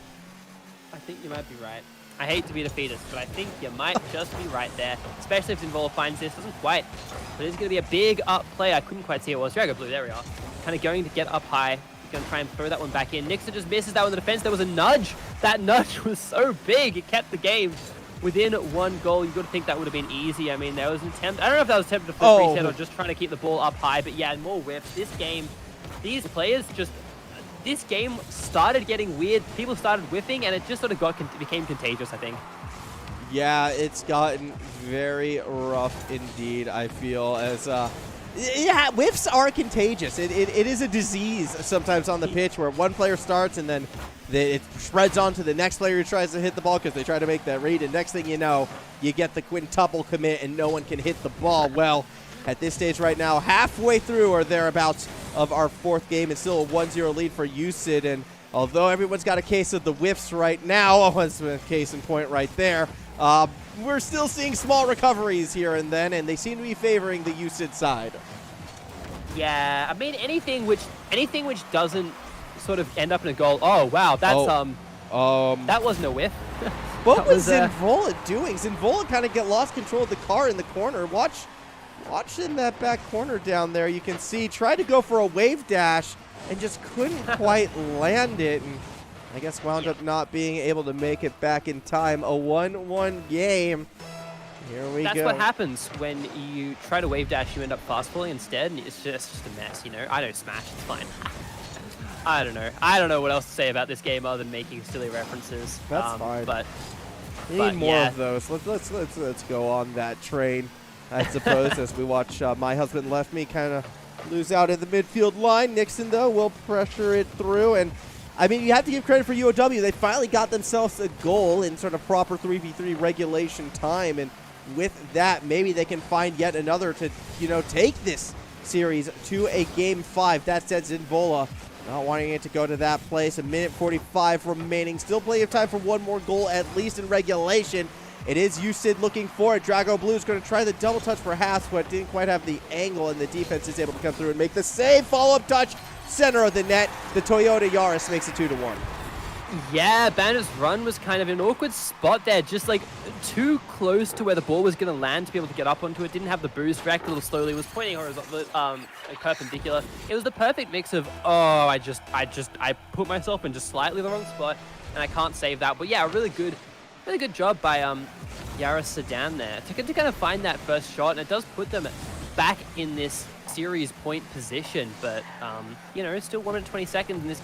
With how contagious some of these whips have been, I don't actually know if I feel as comfortable running off UOW as I saw before with how weird this game is going. But Toyota Yaris just backspins it. Just a little chip into the goal there. Yeah, and it's a little chip that's going to make it a 3-1 lead. And now we're at the stage where maybe this game, again, it's looking like it's falling further and further away, unfortunately. 2 goals, a minute 15 is a big ask for a team that's been struggling. They're going to have to pull it off, and they're going to have to pull it off quickly. The sooner they can get that first goal, the better their chances will be. But Drago Blue nearly takes the kick off. Toyota Yaris is going to try to follow it up, but Nixon pushes it to the safety of the corner. Yeah, and I thought that might have been it right there, but I do think that last goal to make it a 2-goal advantage right here for USYD probably is just about it. UOW have really been struggling to kind of find any goals. They're back on the defense once again. Another one from Zinvola, and 4-1 with 50 seconds left. I think this might have been USYD not completing the reverse sweep, because that's not how this works. No, that's not how reverse sweeps work. You got my agreement on this, so I'm glad. But they did win 3 in a row. And I could argue that this one is a sweep, considering they were a member down after their first game. A unofficial sweep is what I would call it. Yes, that's the word I was trying to find. Yeah. I was just thinking that. But at the end of the day, they've still played very well. They've still beaten out their opponents. That fundamentally is what matters. I'm going to double check the standings, have a look again a bit more at how this group kind of shapes out right now. And it was actually USYD who was a team who was undefeated coming into this one. Yes. So they are going to keep that going. They're keeping 3-0 right at the moment, joining the likes of beating Lethal and the Platinum Nums, which is actually pretty prestigious company to be in. I mean, it's the defending champs, right, in beating Lethal, so that's definitely the sort of area you want to be in right now. Still 5 seconds remaining until this game will come to an end, but the results will not change. USYD will be taking this series out 3-1. They keep their record perfect, and they will advance here. A very well-played game by this orange side, who they faced adversity early, but they overcame it, and, well, the win is their reward. Yes, exactly. It's super well done from them. And I don't think, there's too much more to say about that series. We kind of got into it pretty well. We kind of talked about some of the things UOW are probably likely to improve on as the season goes on. USYD starting to contest against some of the top teams. They have some things they might need to work on a little bit more. I think maybe making those attacks a bit faster. Sure, they were very good at sort of just keeping the pressure up pretty well, and then eventually from there converting that into a goal. But if they can find the speed, that'll be the defining factor in how well they're able to contend against the other top teams. They will. I don't think they're going to beating Lethal. I'm just hot take. I think that team is too. I think that team's out of their reach. But you never know. USYD, looking at the other teams, we've seen a few of them sort of play already. There's quite a few teams who are. There's actually only. I think there are any other teams who are undefeated outside of Platinum Nums beat Lethal and Milk Guzzlers. So potentially they could be threatening that top 2 spot if they're able to put up a good show against Platinum Nums, but I think it's going to be a hard effort. I think these guys are looking at the moment like a 3rd place team, but that doesn't in any way mean that their next games aren't going to look even better. And maybe there's a bit of tilt still in there from the fact that they did have a bit of a hard first game. Maybe they're still a bit like all over the place from that, not warmed up. So many of those things, but they could contest that 2nd spot, I think, fundamentally. I don't think it's too much of a hot take to say that. No, I think they definitely can, and I'm going to be in agreement with you there. However, that's going to be questions that won't be answered until another broadcast. For tonight, we are going to be wrapping things up here. It was 3 very different but very fun series nonetheless. I mean, all of them did give us, something different to sort of talk about, be it one-sided affairs or, some exciting Game 5 scenarios. But at the end, our final results kind of go as it stands. It was RMIT Red 3-0ing the QUT Whiffer Sniffers, but then the QUT Rusketeers got the reverse sweep over the University of New South Wales Maccas run. And in our last game, it was the Milk Guzzlers coming back and taking it 3-1 against UOW's Gong Gardeners. Very fun matches all throughout. Yes, absolutely. We saw some victories from a few different. I was wondering if it might go along state lines, but actually no, it went all right. We had a bit of variety in that one, so pretty good. I think we got pretty close to a win for most of the states who are playing. Yep. Maybe I'm wrong on that one. I'm not going to bother go through and check. It doesn't matter. I love the state line, like the playing along state lines kind of thing, but I think in this situation, I think we're us all in lockdown. We're playing for ourselves. We're playing for community. We're playing to give each other something to kind of keep ourselves going, and hopefully everyone enjoyed our broadcast today, because I really loved these games. I think they were some of the best games we've been able to watch. Yeah, I think they have been a blast for sure, but all good things must come an end. So we're going to be signing off here, but be sure to drop a follow if you have not already. There are plenty of other great esports besides Rocket League here at AEL. You got your CSGO, your Dotas, your Hearthstones, not to mention a high school as well as this university league. So plenty of reasons to check it out. One last time, thank you to all the teams, thank you to the sponsors, and thank you for tuning in. And until next week, Week 3 is going to be a fun one. We'll see you out there, out on that pitch.